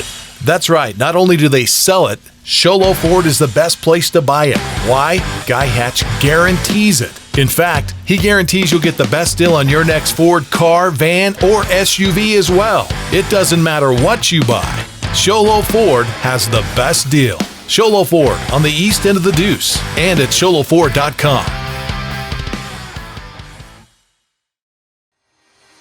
I chose Northland Pioneer College because it's close to where I live. My instructor taught me how to build a foundation and framing and use different tools that I haven't used. There's always be work everywhere. I want to get educated and start from the bottom and learn how to find myself and what I can do. MPC is transforming my life. Orthodontist Dr. Joshua Beeler has been providing family-friendly orthodontics in Show Low and the entire White Mountains since 2006. If you need braces, stop in and see the friendly folks at Beeler Orthodontics and meet their professional staff. Dr. Beeler and his team have the latest in orthodontics technology, and they work with each patient individually to custom tailor the most effective treatment plan for the best results. Beeler Orthodontics is a proud sponsor of high school sports. Beeler Orthodontics, live to smile, love your smile. When you 21-7 to start the second half now, as Cody Wallace took the opening kick off the deck and was able to use some momentum to run it over the 35. That was the Northland Pioneer College kickoff. When it comes time to kick off your college education, choose the college with the lowest tuition in Arizona, Northland Pioneer College.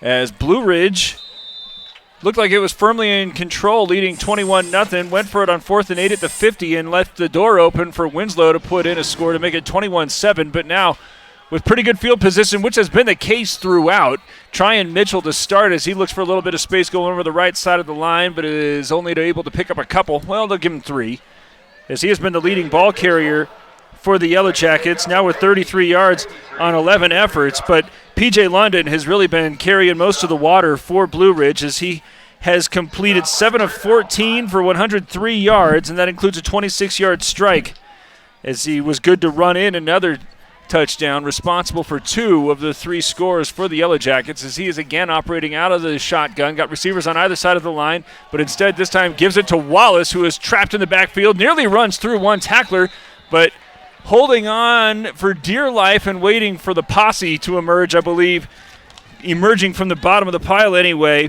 was Leander Keems. Well, and it's the penetration of Leander Keems on the defensive front for Winslow that they really shut that play down. He didn't get the clean tackle on the runner, but a bunch of his teammates come in to follow up. That's a great defensive stand there for the Bulldogs. Sets up 3rd and 10. As Blue Ridge, if it can't pick up a first down here, you got to start talking about momentum wearing a Winslow uniform as London starts moving to the left. That one's tipped and nearly intercepted before the ball reaches. I believe that was intended for Wallace, but it was... I think that was a Sparza out there in the flat. Sparza. But as you say, that was good coverage by the Bulldogs. They had Blue Ridge had a receiver deep that was covered by the safety, and then Esparza coming in underneath. But it looked like one of the linebackers may have tipped that. Mason Scott with the hand on it as the punting unit emerges, I believe, for the first time for Winslow. For Blue Ridge. Jace Lyons, the Bulldog quarterback, is going down to the 15-yard line, ready to receive. P.J. London is going to kick it away for the Yellow Jackets. So a 3 and out as the snap is high, but London's kick is away, and it's high, short. Lions clearing out as that takes a Blue Ridge bounce over the 30, and then another good roll as it's inside the 25. So it's not the worst field position that Winslow is starting with, but right now the Bulldogs got to be feeling really good about themselves. Consecutive stops, bookending halftime, Great and a score. Yeah, excellent start for the Bulldogs. And Blue Ridge with good field position. That's something actually Blue Ridge has benefited from the entire football game. Is superior field starting position for their for all their drives, but for Winslow to shut them down on that first possession, that's a good start for them here in the second half. Mason Scott going over the left side makes one man miss to get over the line of scrimmage, but then is tackled after a 3-yard gain. I think that's going to be a key for the Bulldogs here in the second half. They've definitely tried to get the running game going in that first half. Really not much of anything up until that very last drive they had where they did get the score.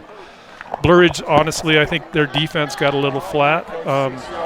But for Winslow to keep the momentum, as you talked about earlier, they're going to definitely need to get their running game going. Scott again trying the left side, and then stutters steps before he is tumbled after he picks up just a couple.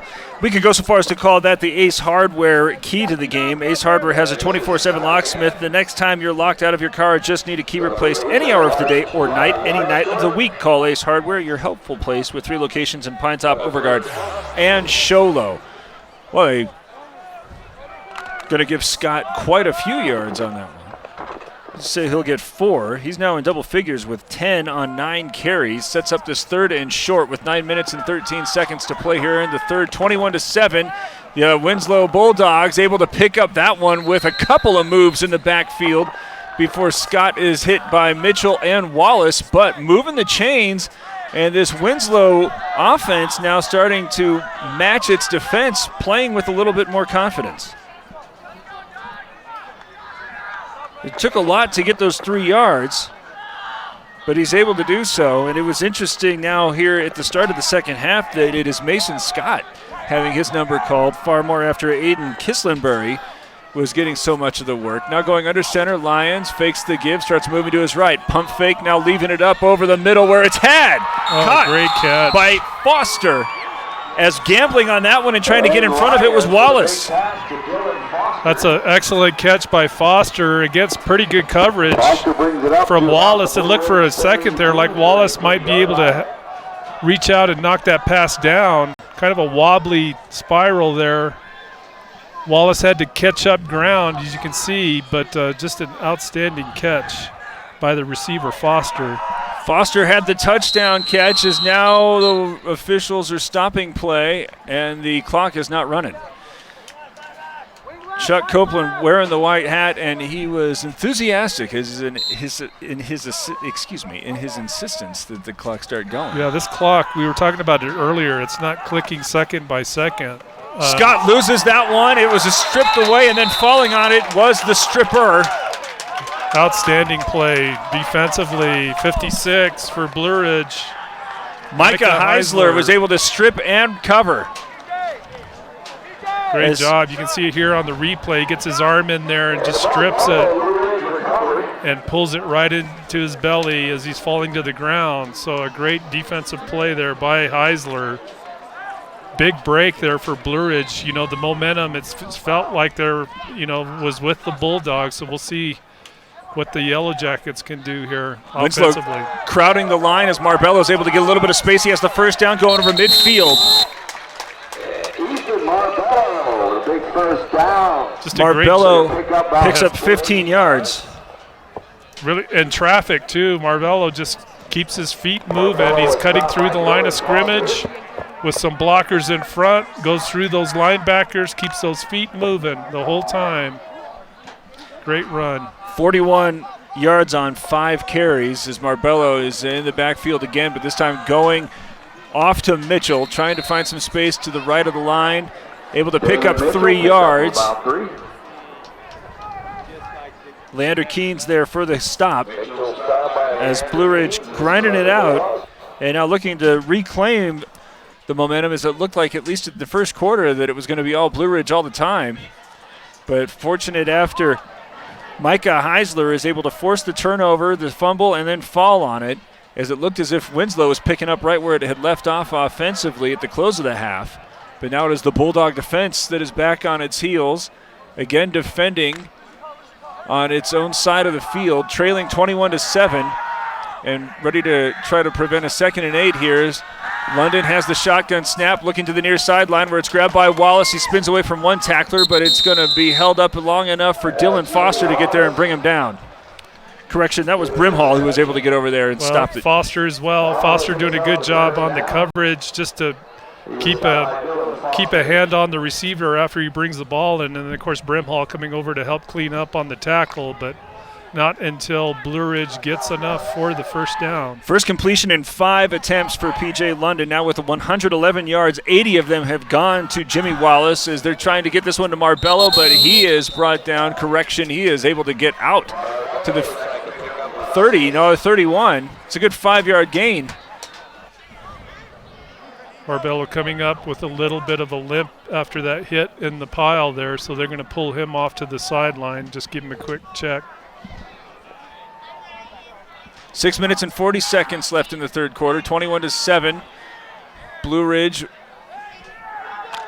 with the football after the turnover.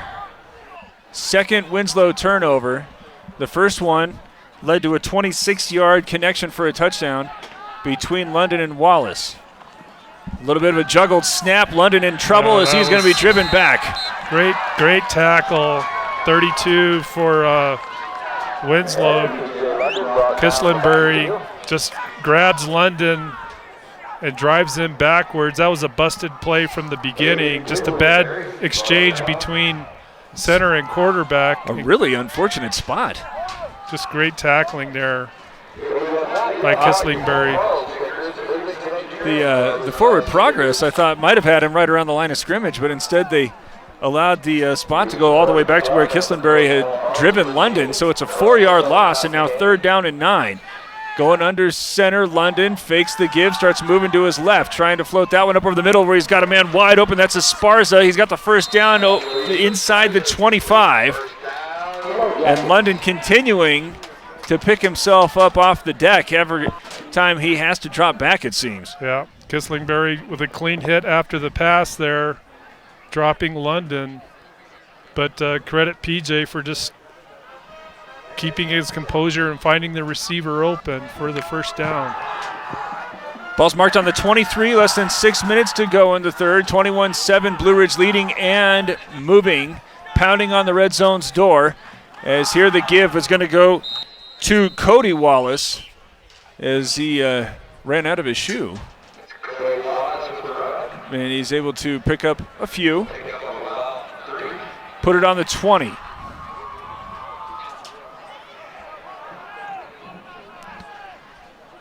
Well, they're going to say 2nd and 8. As Blue Ridge with 7 different ball carriers. The favorite has been Damon Mitchell, as he's out there with 33 yards on 13 carries, but the most efficient has been Marbello. And maybe a procedure penalty indeed. They're going to get him for the false start. So that'll move him back 5 yards, but at least on this possession, being near or behind the sticks hasn't really mattered, as London has completed passes of 8 and 10 yards to make seemingly depressing third long situations instead chain-moving situations, and now facing a 2nd and 13 with the clock going under 5. 2 receivers coming out wide to the right side. London from the gun. Takes the snap, drops back, trying to set up the screen where it's completed to Wallace. Can't make the first man miss as Keens is able to get there, and that's going to go for no gain.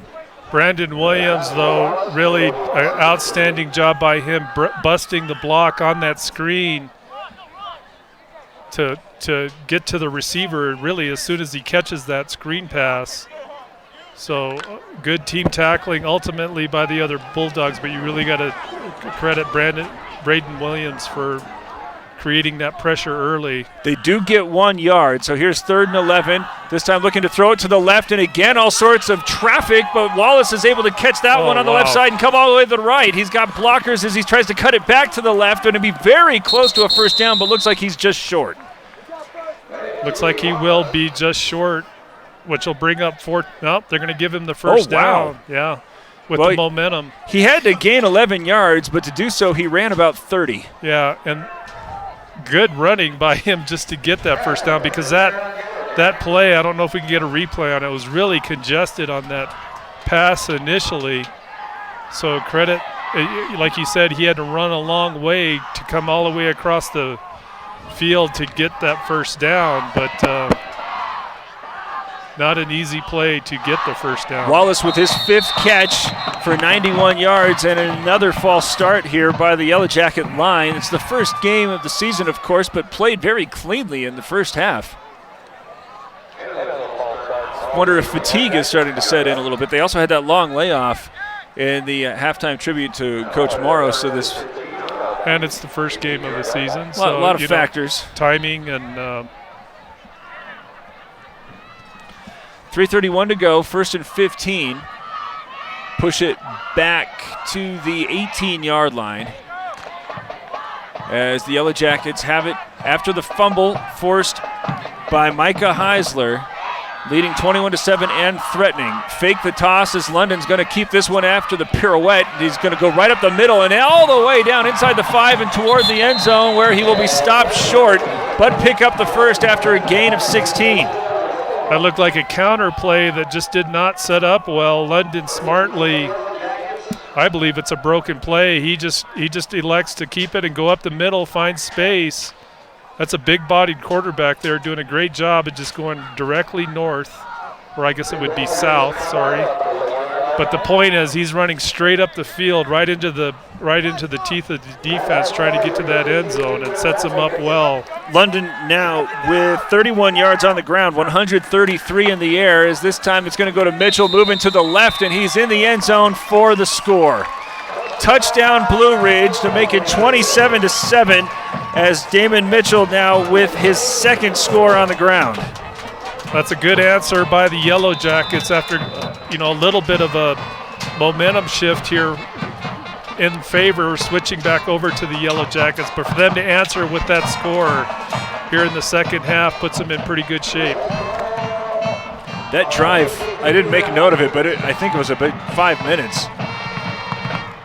So yeah, they go to the running game, and that's what's scary about Blue Ridge. When their running game is going and they have a lead, they'll just chew up the clock. That's what they like to do. Extra point off London's foot is up and good. 28-7 with 2:38 to go in the third. Blue Ridge is in control. Cholo Ford's presentation of high school football on iTalk 106.7 and iTalk1067.com. Think glass, think Deemer's Glass in Lakeside. Deemer's Glass offers the best selection of quality glass with affordable prices. They do full home window packages, replacement windows, custom shower doors and enclosures, custom mirrors in many shapes, styles, and colors, glass doors and hardware, commercial glass for buildings and offices, skylights, screens, fire-rated glass for your fireplace or stove, window film, and more. Visit Deemer's Glass today on Porter Mountain Road in Lakeside or call 1-888-GLASSMAN. Who sells the #1 truck in America? Cholo Ford. That's right, not only do they sell it, Sholo Ford is the best place to buy it. Why? Guy Hatch guarantees it. In fact, he guarantees you'll get the best deal on your next Ford car, van, or SUV as well. It doesn't matter what you buy. Sholo Ford has the best deal. Sholo Ford on the east end of the Deuce and at Sholo. Short kick angling out of bounds after the kickoff. That's Northland Pioneer College kickoff. When it comes to kick off your college education, choose the college with the lowest tuition in Arizona. That's Northland Pioneer College, as it is going to be a penalty. And got a new kicker. PJ London had been doing the kicking, I believe, yes. Right? And now we go to Galindo. He's going to get a little check-in with special teams coach Williams on that. In other words, that wasn't a planned kick. Well, it'll give them pretty good field position. In fact, outside of the turnover on downs on the 50, this is the best starting spot for the Bulldogs, who are now trailing 28-7. Looked like they had it going in forward motion, but Mason Scott fumbled it as he was stripped clean by Micah Heisler on the previous possession. Now he's going in motion. Instead, it's going to go back to that's Kislenberry, who is trapped in the backfield for a loss. Great job by the tackler, Cox. Ryan Cox, number 85, stays at home. You can see the motion going right for Winslow. They counter back to Kislenberry, and there's Cox just anchored right at home on that edge to shut him down. So a great defensive play by the Yellow Jackets. Time is a factor for the Bulldogs, trailing by 3 scores, and just noted how the Yellow Jackets had occupied so much of the third quarter on that previous possession. Second down, they're calling it 10. As Lyons has the shotgun snap, dropping back now, looking to his right side where it's going to be picked off and intercepted. Jimmy Wallace taking it from the left to the right side. Now he's got a blocker in front of him as he accelerates down the near sideline. Let's tackler run by as he dives into the end zone and has it in for the score. Well, I'll tell you what set up that interception was Blue Ridge was blitzing both outside linebackers, and they put that quick pressure on the quarterback, and you can see the result of it in that bad pass. And just outstanding work by Wallace. Once he gets that pick, he goes. Good speed down the sideline. 45 yards on the score. And the interception makes it 35-7. So incidentally, last year these two teams played. It was a 28-0 Blue Ridge win.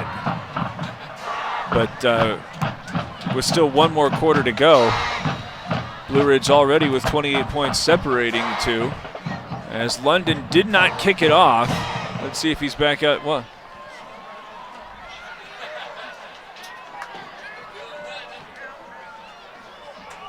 now they are going to send Galindo back out there.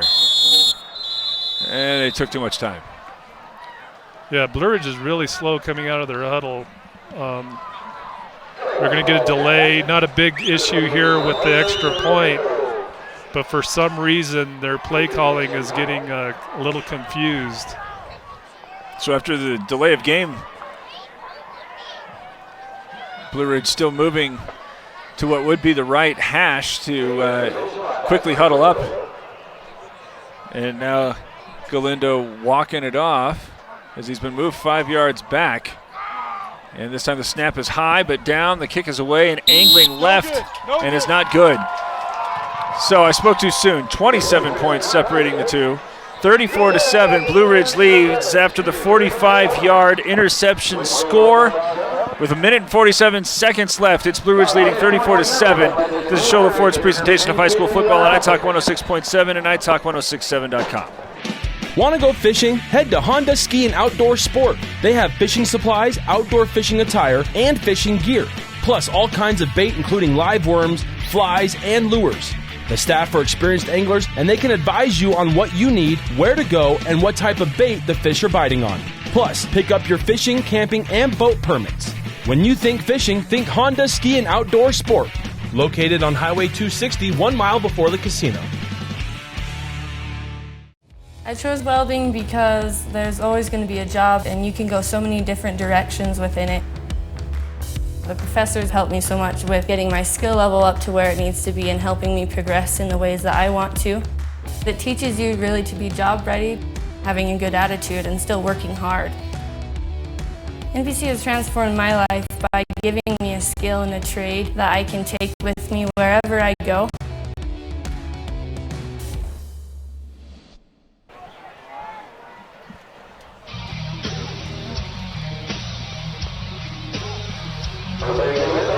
(34-7), Blue Ridge leading after it looked as if Winslow had recovered the momentum. And play is being stopped, and a procedure penalty is going to be against 2.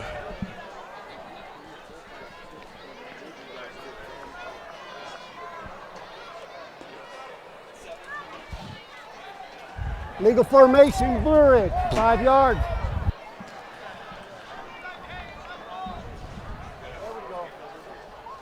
All right, so a formation penalty as Blue Ridge had too many men on one side of the football. So one has come from the left to the right, and Galindo is ready to tee this one up. His previous kick went almost immediately out of bounds. This one will remain in, as it's going to be taken by one of the up men at the 20. Coming forward the near sideline before he is stopped, and a great stop in open field by Nevada Smith. No, that's by Carlos Ruelas Dominguez on the tackle for Blue Ridge. Good job by him coming up to Smith. Smith, as soon as he catches that ball, it goes directly upfield with a good head of steam, but a good tackle there by Carlos. Minute and 40 seconds left here in the third quarter, as a sideline warning was just issued toward the Blue Ridge Yellow Jackets. I think a lot of that might have been as people were looking to congratulate Ruelas Dominguez for a great stop. And here come the Bulldogs. Now Jace Lyons had most recently been seen throwing an interception that went 45 yards in the other direction. Takes the snap this time, will give it to Kislenberry, who's able to fight his way forward out toward, well, they're going to put him at the 38.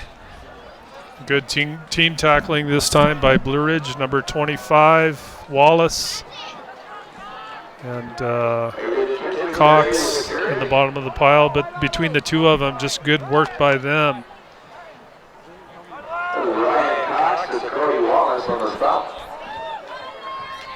Clock is again not moving. Oh, there it goes. It was just one of those weird 4-second hiccups. In bunches for some reason. Second down and 8 as Lyons has a fastball thrown at him as he's able to get that one over to Kissenberry, who is very slowly going toward the right before he is spun down by Cody Wallace. Yeah, Wallace has just been all over the field defensively for the Yellow Jackets. Great job by him, just cutting through those blocks up front, running down Kislenberry, really for a little bit of a loss, it looked like. Third down and 9 with 27 seconds left here in the third. Winslow sends Dylan Foster out wide to the left, and we might double. Well, I guess they hadn't gone set yet. So now Lyons is going to give it again to Kissenberry, who's going to run right into the teeth of the defense, and he is going to be brought down with relative ease. No gain on 3rd and 8, as that will be the final play of the third quarter, and Blue Ridge has regained control, leading 34-7 going into the final quarter of play here in the opener for both sides. Yellow Jackets leading big in Cholo Ford's presentation of high school football on iTalk 106.7 and iTalk1067.com. Who sells the #1 truck in America? Cholo Ford. That's right. Not only do they sell it, Cholo Ford is the best place to buy it. Why? Guy Hatch guarantees it. In fact, he guarantees you'll get the best deal on your next Ford car, van, or SUV as well. It doesn't matter what you buy. Cholo Ford has the best deal. Cholo Ford on the east end of the Deuce and at choloford.com. Want to go fishing? Head to Honda Ski and Outdoor Sport. They have fishing supplies, outdoor fishing attire, and fishing gear. Plus all kinds of bait including live worms, flies, and lures. The staff are experienced anglers and they can advise you on what you need, where to go, and what type of bait the fish are biting on. Plus, pick up your fishing, camping, and boat permits. When you think fishing, think Honda Ski and Outdoor Sport. Located on Highway 260, 1 mile before the casino.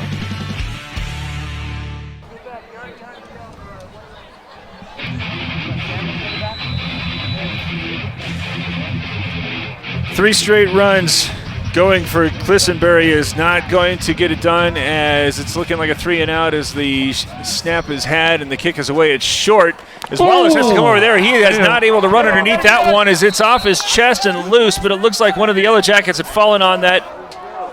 That's a good hit. 14, Andrew Hernandez on the coverage, on that punt coverage.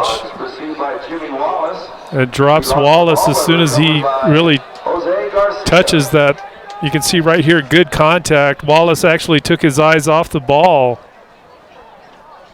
But a fortunate break for Blue Ridge just to have a man there to fall on that loose football. I think Wallace was hearing some footsteps. Yes, definitely. He should have tried to fair catch that thing. 11:51 to go. 34-7. Blue Ridge is leading as London is back out there. Got to spin and give as this one's off to Marbello. This time weaving his way. Nope, that is not Marbello. That is Sam Montoya. He was able to gather 7 yards on that one. That's his second carry for 10.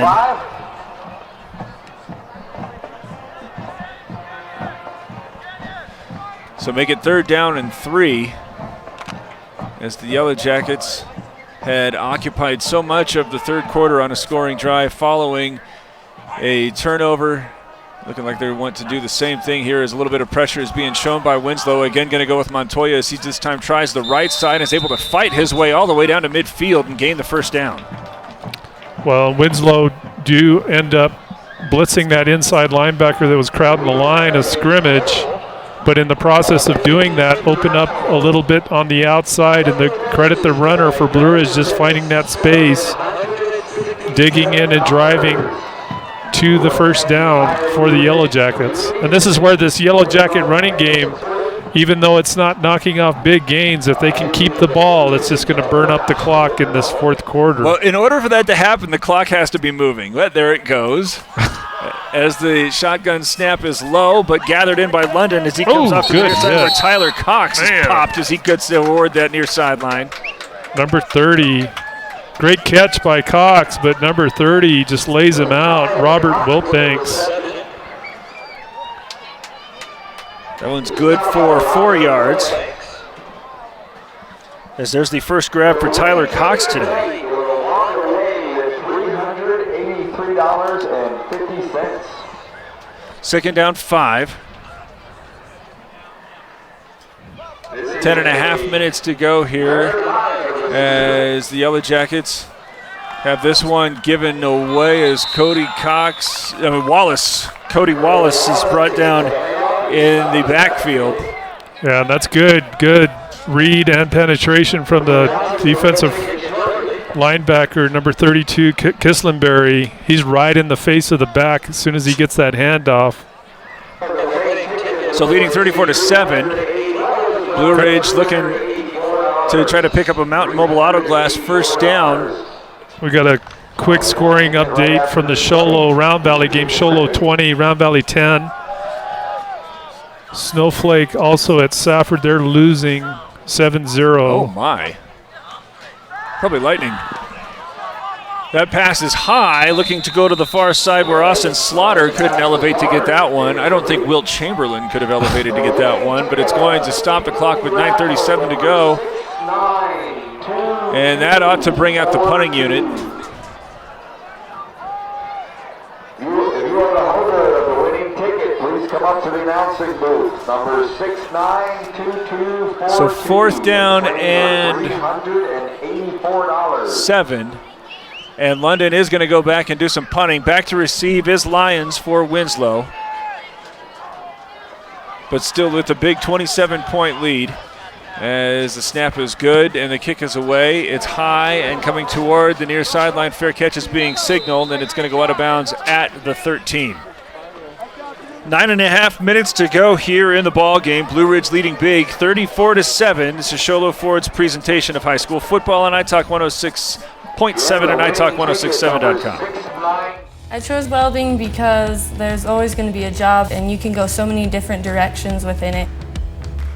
The professors helped me so much with getting my skill level up to where it needs to be and helping me progress in the ways that I want to. It teaches you really to be job ready, having a good attitude, and still working hard. NPC has transformed my life by giving me a skill and a trade that I can take with me wherever I go. We got a smiling face heading over here. Who did you block? 30 seconds. Will Banks is going to get the first down carry as he goes toward the left side, gets the edge, and is able to accelerate for a 4-yard gain. Mitchell sliding over to make the tackle for Blue Ridge, but a good effort by Will Banks cutting through that bunch of players wadded up at the line of scrimmage, able to cut through, but for about a 5-yard gain. First carry for him in the second half, just his 4th on the game, as it sets up 2nd and 6 with 9 minutes to go, trailing 34-7. Trips coming to the right side as there's a pump fake trying to get it underneath where it was intended for Scott, but it's too low and he can't get both hands on it to make it now 3rd down. Well, it looked like the quarterback, Lyons, really wasn't able to set his feet to throw that ball. Also, it tipped right there at the line of scrimmage as well. A Blue Ridge player gets his hand up. 3rd and 6 as Winslow's looking for a shot in the arm.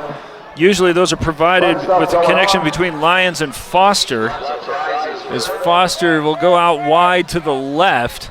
But usually in these passing situations, Lyons seems more comfortable looking toward the 3 receivers on his right, as he's doing so again this time, but he's pressured, moves up in the pocket, starts moving to the left, now flips it up, and it's caught at the 35 and out of bounds as Scott is able to get the huge gain on the Mountain Mobile Auto Glass first down play. That's good work by Lyons, the quarterback, being patient as he's rolling out under pressure, just hangs tight to find that receiver open down the sideline. That's actually probably one of the bigger plays we've seen from the Bulldogs in this football game tonight. Now going over the century mark is Lyons, most of those coming on 2 strikes, as he has gained 64 yards combined with the pass to Foster and then Scott. But now with the first down play, this time going to Kislenberry, who's going to go to go up the middle, and they're going to say his forward progress got back to the line of scrimmage. Yeah, just no room in the interior of that defensive line. Good job. You can see him standing up. The linebackers coming in, filling the gap. Great job there by Blue Ridge. 34-7, clock running at 8:20. As the Bulldogs coming out for this 2nd down and 10 opportunity. Again, using the shotgun as Lyons puts a man in motion. That's Scott, but somebody was moving early. By the snap, false start.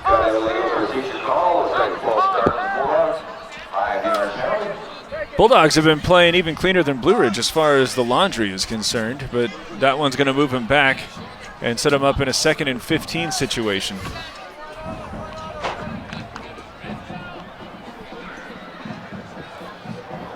Ball's back inside the 35. Clock will move at the 8-minute mark. 34-7, Blue Ridge leading. As Lyons, the sophomore quarterback, has the shotgun snap and fakes the first give. It's Scott going to the left. He's at the 40, trying to make one man miss. Now he's down the far sideline at the 50, down to the 30, with one man to beat at the 10, the 5. Touchdown, Winslow. Great running by Scott. You know, as you say, he gets outside, look like he might be pushed out of bounds, but he just turns it upfield against really no defensive pressure. Good wheels going down that sideline, just outruns everybody from Blue Ridge to get the touchdown. Is that London giving him a chase? Almost caught up to him. Mason Scott now with 108 yards. 66 of them coming on that score. And the Bulldogs are not done yet. 7.5 minutes to go. and an extra point away from making it a 20-point game. But they're a little late getting a couple players off the sideline. And there's a flag. On snap, delay game, Winslow. All right, so that'll move him 5 yards back. Doing the kicking for the Bulldogs is Trevor Cavazos, I believe. As the snap is down, it's up, and it is good. So the door is remaining ajar. 34-14, Blue Ridge leading with 7 minutes and 31 seconds to go, but they're going to need a huge boost from the defense of the Bulldogs if they're going to close the gap. 7:31 to go. 34-14, Blue Ridge leading. This is Sholo Ford's presentation of high school football on iTalk 106.7 and iTalk1067.com.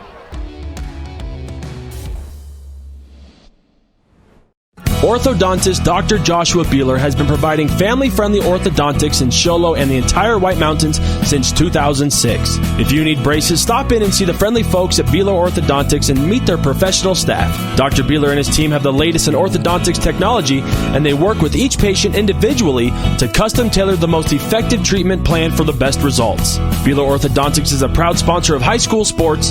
Beeler Orthodontics, live to smile, love your smile.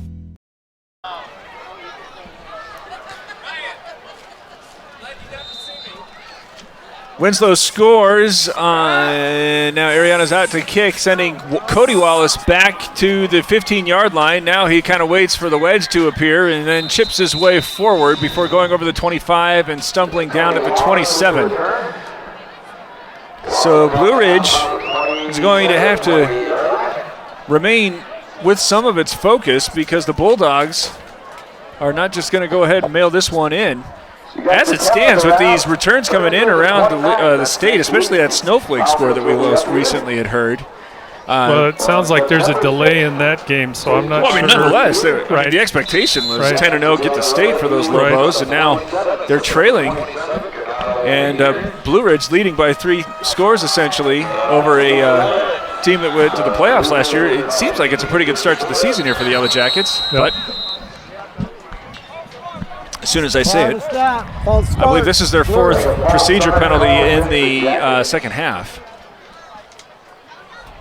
So it is getting a little sloppy, but that is to be expected. There are no preseason games in amateur football for some reason. 34-14, though. It's not normal, though. Blue Ridge, for years, usually their first game, they don't play a regional conference team, but obviously these two are in the same region. Mitchell starts right, then cuts to the left and is able to find just enough of a crease to get 4 yards. Oh, yes, 9 yards. Big gain. Much bigger gain than it had immediately seen. So Mitchell now with 43 yards on 15 carries, as that is his biggest gain on the evening. Clock now under 7 minutes to go. 2nd down and 7. The handoff this time goes to a player who is immediately surrounded. It's number 17, Christian Roman. Christian Roman, listed at 5'7". So Blue Ridge looking like they're starting to sub a few guys in to get some time under their belt. Leading 34-14, they have that luxury as London still operating as the signal caller. Everybody really close to the line now as this one's going to be pitched out. Marbello looking to accelerate and has the first down as he is stumbling out to the 50-yard line and into Winslow territory as he picks up the Mountain Mobile Auto Glass first down. Just great speed by Marbello. Once he gets outside like that, he's got great quickness getting down the sideline. One of the safeties that looked like for Winslow had to come over to make that tackle right on the sideline, trying to get his number 24. Yeah, 24. Kenyon Brimhall. 6:05 to play. 34-14, Blue Ridge still in the lead. Jimmy Wallace goes out wide to the right side. At this time, now they fumble the exchange, and it's still free, and Winslow is able to fall on it. As that looks like it was Kobe Barton I don't know. Well, now hold the phone. Yeah, I don't know if he was able to gather it up. It's going to be London who's able to get it back. I mean, the Winslow player definitely had a shot at it. You can see just a really horrible exchange with the running back, number 80, looked like he was laying right on it, but for some reason London was able to slide in there and pull it away because it is Blue Ridge ball right now. Wow. Nice job there by London, not pouting on the play, just going back after it and getting the loose ball. For sure. So, 2nd down and 14 after the loss. 5.5 minutes to play as that low snap is had. Now trying to swing that back out to Mitchell. He's got it on the near sideline over the 40. He's got the first down as he is popped at the 34. The Mountain Mobile Auto Glass first down is had. Big collision between Mitchell and I think it's one of the safeties or the corners, number 30 for Robert Wilbanks for Winslow. Big collision between him and Mitchell, but he will get up. Well, he's just a little bit of a stinger. Slow. Yeah. So they'll send him to the sideline. That pass was good for 17 yards. 19 yards. Here, no room on the sideline and just a big collision between the two. 31 yards now in the air for Mitchell. 156 for London. 5 minutes and 3 seconds left, and the Blue Ridge Yellow Jackets leading 34-14. 1st and 10 on the 33 of Winslow. Moving to the right side and having this one hauled in by Marbello as he is again using that speed to get across the 20 and all the way down to the 10 for another Mountain Mobile Auto Glass first down. Just a good pass and catch, wide open Marbello. London fighting him in the seam between linebackers. And the run after the catch, just outstanding by Marbello. He's got great quickness. Looked like the Yellow Jackets wanted to just grind it out and run the clock, but now they're airing it out and picking up big chunks as a result. 4:48 to go, and they lead 34-14 with another first down play as Montoya this time will try to dive up the middle, but is stopped after a short gain. Well, they're going to give him 3.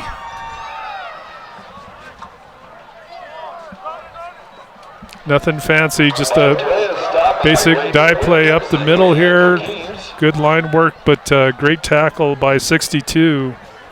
Braden Williams sliding over for the tackle. Tell you what, there's a lot of players shuttling on and off the sideline for the Yellow Jackets here in the fourth quarter. And Winslow still going with the horses that have been doing most of the running throughout this ball game. Not sure what that says, if anything. It's just an interesting observation. As here's 2nd down and 8. Mitchell trying to cut back to the right side and has that one over the 5 and inside the 5 near a first down, but it'll be 3rd and short. Nice run by Mitchell, just finding his blockers, falling in behind them. You can see right here. Good job. So 3rd down, they're going to call it 2. 3 minutes and 35 seconds left. As the Yellow Jackets trying to recover that touchdown off of the big run. Mitchell, though, will be stopped instead by Kissenberry in the backfield. It'll be a 2-yard loss. So what do you do if you're the Yellow Jackets? Great read by Kissenberry. You got to block Kissenberry for sure. Great read by him. You can see him slide in quickly on the outside there to make that tackle. Great job. Looks like they're going for it with 3 minutes to play, leading 20. 4th down and 4. As Montoya this time accelerates over the left side, gets the first down, now still moving toward the goal line and is in the end zone for the score. Not settling for the Mountain Mobile Auto Glass first down. He's instead able to get the 5-yard touchdown run.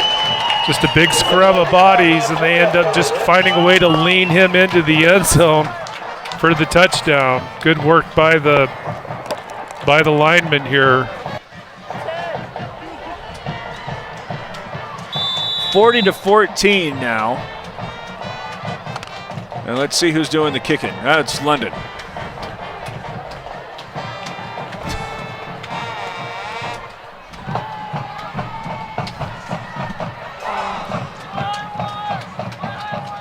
London with the snap down, his kick away, has it up and good. 41-14, the Yellow Jackets lead with 2 minutes and 50 seconds to play. This is Sholo Ford's presentation of high school football on iTalk 106.7 and iTalk1067.com. Who sells the #1 truck in America? Sholo Ford.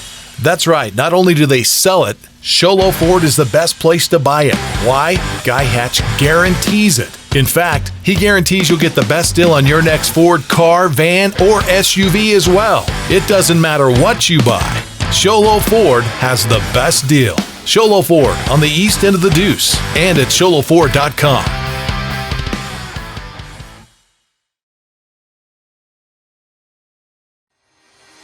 I chose Northland Pioneer College because it's close to where I live. My instructor taught me how to build a foundation and framing and use different tools that I haven't used.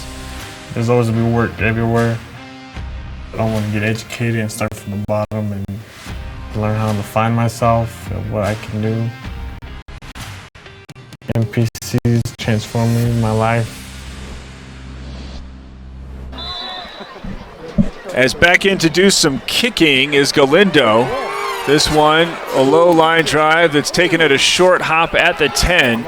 Looking for some block help as Nevada Smith gets over the 20 before being knocked down at the 23. That's the Northland Pioneer College kickoff. When it comes time to kick off your college education, choose the college with the lowest tuition in Arizona.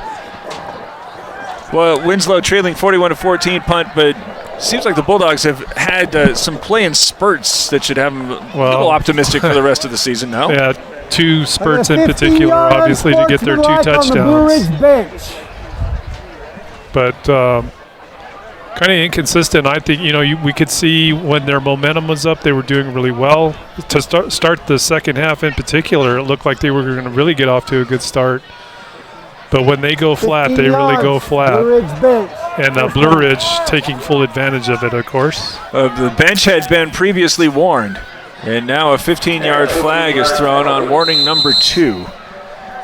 So starting this one out on their own 38, the Bulldogs trail 41-14 as this one's pitched out to Scott, looking for a little bit of blocking help. If he hesitates, then comes along the near sideline, crosses the 40, and has that one out to the 43 for a 5-yard pickup. Well, a good block out on the edge. Number 25, Cody Wallace for Blue Ridge, trying to seal it up right here. But a couple of Bulldogs laying out some good blocks to get the runner free for a little bit of a gain there for the Winslow team. Clock stopped at 2:37 to play in the fourth quarter. Let's go, play hard! As here come the Bulldogs with Lyons going under center, I formation behind him. Dylan Foster split out wide as they're going to again fake it and have Wiltbanks come back from the left to the right side. He slips through one tackler along the 45 line. Now comes back to the left, and he has a lot of green in front of him. He's at the 30, the 20, still angling toward the pylon as there's a diving effort, but cannot catch him as he is in the end zone for the score. Great run by Wiltbanks. Just does not quit on that. He's running into a lot of traffic, but just keeps those feet moving, finds the open space, runs across the field against the grain, and ends up just outrunning the entire defense. And we could see a couple of blocks downfield also. One right there. You just saw it on the edge of your screen. Kissenbury came across to lay out someone from Blue Ridge. Well, they get that score back, but this might be too little too late. Trailing 41-21. As another low snap is had, but the kick is away and up and good to make it 41-21 with 2 minutes and 21 seconds left in the season opener. The Bulldogs are trailing the Yellow Jackets. It's Sholo Ford's presentation of high school football on iTalk 106.7 and iTalk1067.com. When you think glass, think Deemer's Glass in Lakeside. Deemer's Glass offers the best selection of quality glass with affordable prices. They do full home window packages, replacement windows, custom shower doors and enclosures, custom mirrors in many shapes, styles, and colors, glass doors and hardware, commercial glass for buildings and offices, skylights, screens, fire-rated glass for your fireplace or stove, window film, and more. Visit Deemer's Glass today on Porter Mountain Road in Lakeside or call 1-888-GLASSMAN. Want to go fishing? Head to Honda Ski and Outdoor Sport. They have fishing supplies, outdoor fishing attire, and fishing gear. plus all kinds of bait including live worms, flies, and lures. The staff are experienced anglers, and they can advise you on what you need, where to go, and what type of bait the fish are biting on. Plus, pick up your fishing, camping, and boat permits. When you think fishing, think Honda Ski and Outdoor Sport. Located on Highway 260, 1 mile before the casino. Winslow attempting the onside kick unsuccessfully, so the Yellow Jackets are going to have excellent field position on their own 46-yard line with 2 minutes and 19 seconds to go, leading 41-21. As P.J. London comes back out, he's had quite a day, thrown for 179 yards. He's also run for 31. There's been a lot of different ball carriers who've been getting into the action here in the fourth quarter for the Yellow Jackets. I would suspect that it's going to remain the case, as I think that's Montoya who's in the backfield right now, getting the call as he starts trying to find some space going to the right side, but he has stood up, though he's able to fight his way down to the 49 for a couple-yard gain. Not a lot of room that time on that run by Blue Ridge. Actually, Montoya running into one of his own linemen, it looked initially, but good gain tackling by the Bulldogs to limit the gain to about 3 yards. Yeah, that spot moved well outside the bounds where I thought it would go, but clock ticked under 2 minutes, 41-21. Yellow Jackets already at the line. London trying to allow some of the time to drip away as Montoya remains the single back. He again gets the call, this time moving to the left. Has a little bit of space as he stumbles over the 45 and has the Mountain Mobile Auto Glass first down out to the 43. Good piece of running there by Montoya, following his blockers. Esparza out leading there for Montoya. And really, Blue Ridge, I think they're focused now just to burn the clock down. We're at 1:20 left in the game. 41-21. Outside of some procedure flags, how well do you think the Yellow Jackets should feel about themselves after this Week 1 success? I think, to start off your first game putting 41 up, I mean, Winslow is no slouch. They have good athletes. I'm not sure how good of a team this will be ultimately at the end of the season, but, they're always a very athletic, competitive team. And to come out and put 41 up in your opener, that's got to feel pretty good, especially the way they did score. I mean, yeah, they had a great passing attack early. They came back and settled in with a really strong running game. And I don't know what the overall mix between the two is and what total yards will look like, but you got to feel pretty good, I think, offensively, just having that kind of a start. It's something that the Yellow Jackets have kind of actually struggled with a little bit in the last couple of years, is just being consistent offensively. But for them to have this big start in this opener, that's a pretty good sign to me. London takes a couple of knees, and the final will be 41-21 as the teams have lined up to shake hands. The 28-0 win last year to start the season. This year is 41-21 as the Yellow Jackets go 1-0 and Winslow falls to 0-1. We will continue our conversation right after this. It's Sholo Ford's presentation of high school football on iTalk 106.7 and iTalk1067.com. Who sells the #1 truck in America? Sholo Ford. That's right. Not only do they sell it, Sholo Ford is the best place to buy it. Why? Guy Hatch guarantees it. In fact, he guarantees you'll get the best deal on your next Ford car, van, or SUV as well. It doesn't matter what you buy. Sholo Ford has the best deal. Sholo Ford on the east end of the Deuce and at SholoFord.com.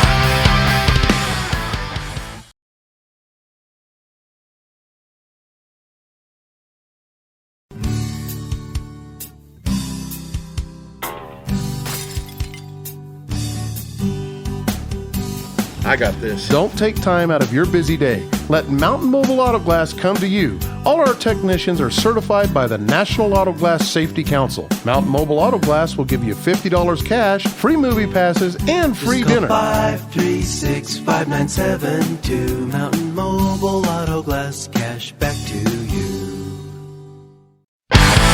Who sells the #1 truck in America? Sholo Ford. That's right. Not only do they sell it, Sholo Ford is the best place to buy it. Why? Guy Hatch guarantees it. In fact, he guarantees you'll get the best deal on your next Ford car, van, or SUV as well. It doesn't matter what you buy. Sholo Ford has the best deal. Sholo Ford on the east end of the Deuce and at sholoford.com. Summit Healthcare Regional Medical Center is a proud supporter of high school sports. Many of our local sports players were born at the hospital, where Summit Obstetrics offers comfortable individual rooms for mom and baby. In case of a sports injury, the hospital ER is always staffed and prepared to take on the most serious injuries, and Summit features an advanced diagnostics department with state-of-the-art equipment. The Summit Healthcare orthopedic and therapy teams can help sports players overcome injuries and return to the game. Summit Healthcare Regional Medical Center wishes all players a successful and healthy season this year. Want to go fishing? Head to Honda Ski and Outdoor Sport. They have fishing supplies, outdoor fishing attire, and fishing gear.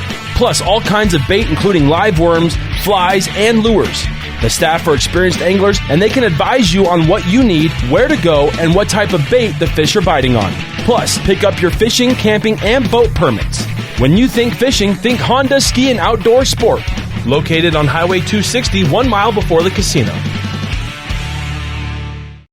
Summit Healthcare Regional Medical Center is a proud supporter of high school sports. Many of our local sports players were born at the hospital, where Summit Obstetrics offers comfortable individual rooms for mom and baby. In case of a sports injury, the hospital ER is always staffed and prepared to take on the most serious injuries, and Summit features an advanced diagnostics department with state-of-the-art equipment. The Summit Healthcare orthopedic and therapy teams can help sports players overcome injuries and return to the game. Summit Healthcare Regional Medical Center wishes all players a successful and healthy season this year. You've been there, waiting forever at the gas station for the guy to free up so he can fill up your propane tank. Or worse, when the only qualified propane technician decided to stay home that day. Yep, you've been there and I have too. That's why now I get my propane from Ace Hardware every time. You get Ace Hardware's world-famous customer service when you stop in for propane. That's right, you get in, you get out, and you get a great deal on propane and everything else. From Ace Hardware at their locations in Pine Top and Heber. Ace Hardware is proud to support White Mountain Sports.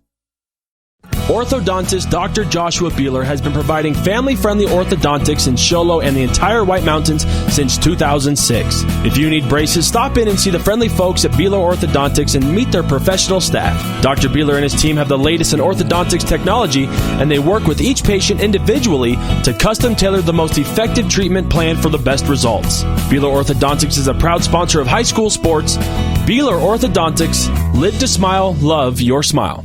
When you think glass, think Deemer's Glass in Lakeside. Deemer's Glass offers the best selection of quality glass with affordable prices. They do full home window packages, replacement windows, custom shower doors and enclosures, custom mirrors in many shapes, styles, and colors, glass doors and hardware, commercial glass for buildings and offices, skylights, screens, fire-rated glass for your fireplace or stove, window film, and more. Visit Deemer's Glass today on Porter Mountain Road in Lakeside or call 1-888-GLASSMAN. Who sells the #1 truck in America? Sholo Ford. That's right. Not only do they sell it, Sholo Ford is the best place to buy it. Why? Guy Hatch guarantees it. In fact, he guarantees you'll get the best deal on your next Ford car, van, or SUV as well. It doesn't matter what you buy. Sholo Ford has the best deal. Sholo Ford on the east end of the Deuce and at sholoford.com.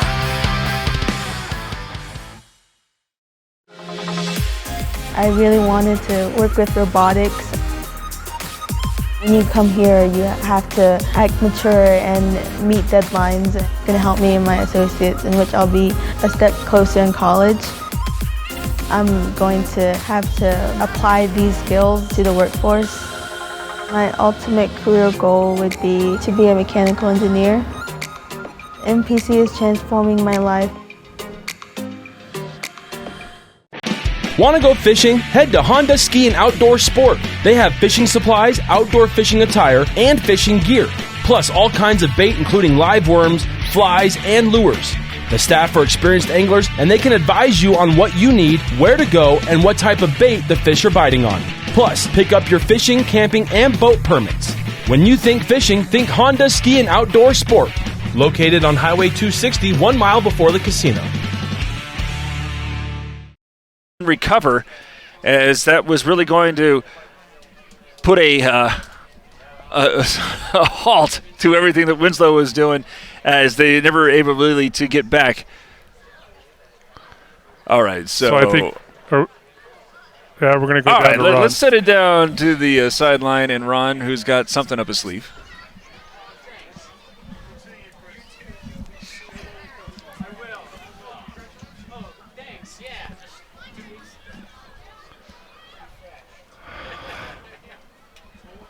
How do I do that?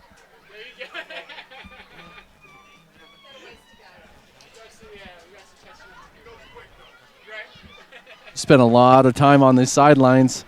What does it mean to you and your family to have this now be the Paul Morrow Stadium?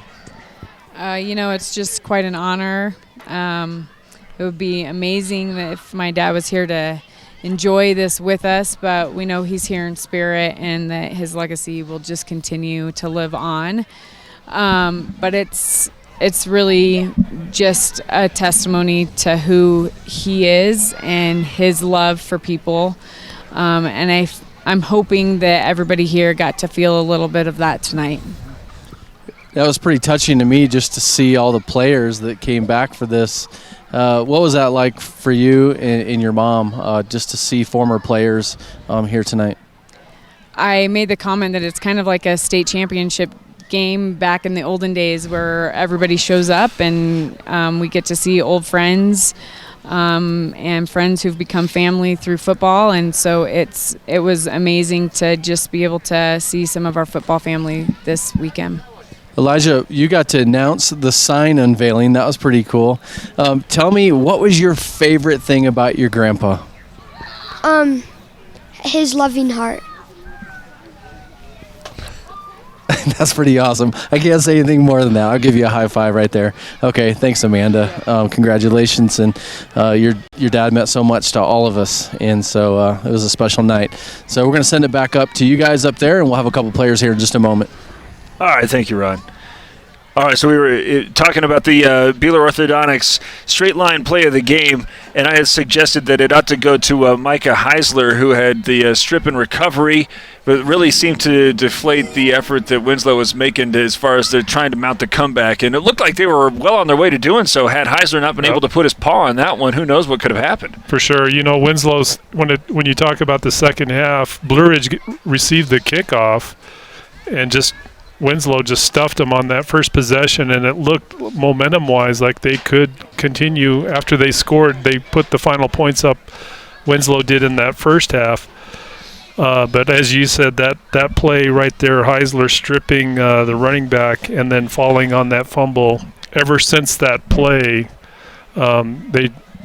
Winslow just really, obviously they got a couple of scores on some big plays, but momentum-wise, they just really were not able to get it back, and that was a big turning point in the game for Blue Ridge. So Micah Heisler's strip and recovery is the Beeler Orthodontics straight line play of the game. Live to smile, love your smile. And there were a few of these that we could choose from, but the Deemer's glass shattering hit of the game, what did you have your eye on? Well, there were a couple that really stood out to me. There was the one on the punt return by Wallace. Andrew Hernandez laid out Wallace pretty good, but the one that I was impressed with was Robert Wilbanks, his hit on Cox after he received that pass from London.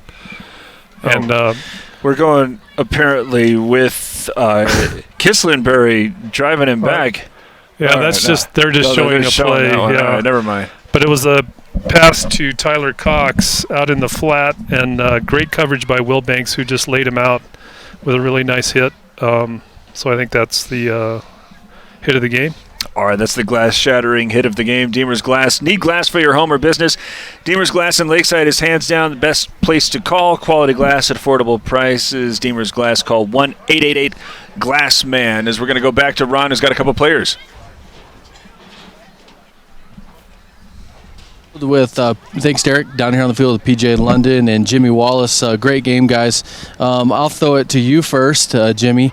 What was it like get out on the field in the crowd? And you guys had some chemistry early. What was it like playing here tonight? It felt normal just because, like, the first day I moved here, the first thing we did was went and threw a PJ. And so it just got really normal, and I didn't feel nervous. I just felt like it was another day, another practice. PJ, I want to talk to you a little bit about just what did you think went well tonight? What did you think is something that you guys can improve upon? We saw a lot of laundry on the field tonight with some procedures and things like that. What was your assessment of the game tonight? I thought we had a pretty good game. We played really well in the first half. We were disciplined, and the second half we just fell apart. We just need to be more disciplined, and I think if we be more disciplined, then we won't have as many penalties. Coming into tonight, it looked like you guys hit the passing attack, just coming right out of the game right away. When you look at what you guys have going on this season, do you feel like you have a balanced attack? Yeah, I think we have a balanced attack. If we can throw the ball and we can catch the ball and we can have the line pound and we just keep pounding, I think we'll have a pretty good season. Okay. I want to talk to you, PJ, just a little bit about, you've been on the sideline for a long time, and tonight was Coach Marl's, unveiling. What does a night like tonight mean to you, and maybe could you share something of what Coach Morrow meant to you? Coach Morrow, he inspired me to play football, honestly. I grew up watching him. He helped me become the quarterback I am today. And looking at the crowd today, it reminds me of the old Blue Ridge football. Yeah. Mm-hmm. Yeah, it was really great. So congratulations to the student body coming out tonight and all the former players. Looking forward to seeing how you guys do this season. Congratulations on a great win, Jimmy, PJ. Back up to you guys up in the booth. Thank you. All right, thanks, Ron. Thanks, guys. Appreciate it, man. Yeah, hey, good game. All right. I think that the last thing we need to cover here with the 41-21 Blue Ridge win on the opening night is the Honda Ski and Outdoor Sports Player of the Game. Who do you got? Well, the two guys that were just down there both had a great game tonight. I felt PJ, of course, with his leadership, running that offense. But I think we need to tip the hat to Jimmy Wallace, just outstanding. We saw him early, great chemistry and teamwork between the two of them, but his speed, just outrunning coverage early in the game. Forcing that Winslow defense, I think, to make adjustments on him because of his athleticism. But he also produced well defensively. He got that pick six in the second half. Great defensive play beyond just that one play. I mean, we see him in on a lot of tackles and other things, and then of course special teams he contributes. So when you look at his performance overall on all aspects of the game, obviously a very talented, skilled position player. And I thought just really did an outstanding job tonight for the Yellow Jackets. So I think Jimmy Wallace, he's got some great teammates, hard to pick, but I think his performance tonight certainly is deserving of Player of the Game. Jimmy Wallace, the Honda Ski and Outdoor Sports Player of the Game. For the best selection of hiking, hunting, fishing, camping gear on the mountain, go to the Honda Ski and Outdoor Sports south of Pine Top on Highway 260. Again, Jimmy Wallace, the Honda Ski and Outdoor Sports Player of the Game. Final call, 41-21. Blue Ridge starts off its season on a winning note as the newly christened Paul Morrow Stadium will now be the hopeful scene of many a victory to come here this season. It'll be interesting to see how this Blue Ridge team does. I honestly was very impressed with their start tonight. They looked really sharp. Of course, it's the first game of the season. There was some flat spots in there too, but they have some good skill players in important positions, and like I said earlier, their line play tonight, which is usually the kind of the barometer for their team in general, but I thought that went really well tonight as well for the Yellow Jackets, so they certainly have something positive to look forward to this season. Well, thank you so much for starting your weekend with us, and this has been Sholo Ford's presentation of high school football on iTalk 106.7 and iTalk1067.com. Summit Healthcare Regional Medical Center is a proud supporter of high school sports. Many of our local sports players were born at the hospital, where Summit Obstetrics offers comfortable individual rooms for mom and baby. In case of a sports injury, the hospital ER is always staffed and prepared to take on the most serious injuries, and Summit features an advanced diagnostics department with state-of-the-art equipment. The Summit Healthcare orthopedic and therapy teams can help sports players overcome injuries and return to the game. Summit Healthcare Regional Medical Center wishes all players a successful and healthy season this year. This has been Sholo Ford's presentation of high school football on iTalk 1067 KNKI Pine Top and iTalk1067.com. Brought to you in part by Northland Pioneer College, Ace Hardware of the White Mountains, Honda Ski and Outdoor Sport, Deemer's Glass, Beeler Orthodontics, Summit Regional Medical Center, Octopus Car Wash, Mountain Mobile Auto Glass, and Little Bluebird Studios. This broadcast has been a copyrighted production of iTalk 1067 and Country Mountain Airwaves, a Kopaniki communications station. Any rebroadcast, retransmission, or use of this broadcast without expressed written consent of iTalk 1067 or Country Mountain Airwaves is strictly prohibited. For more information on this game and other games around the region, go to iTalk1067.com.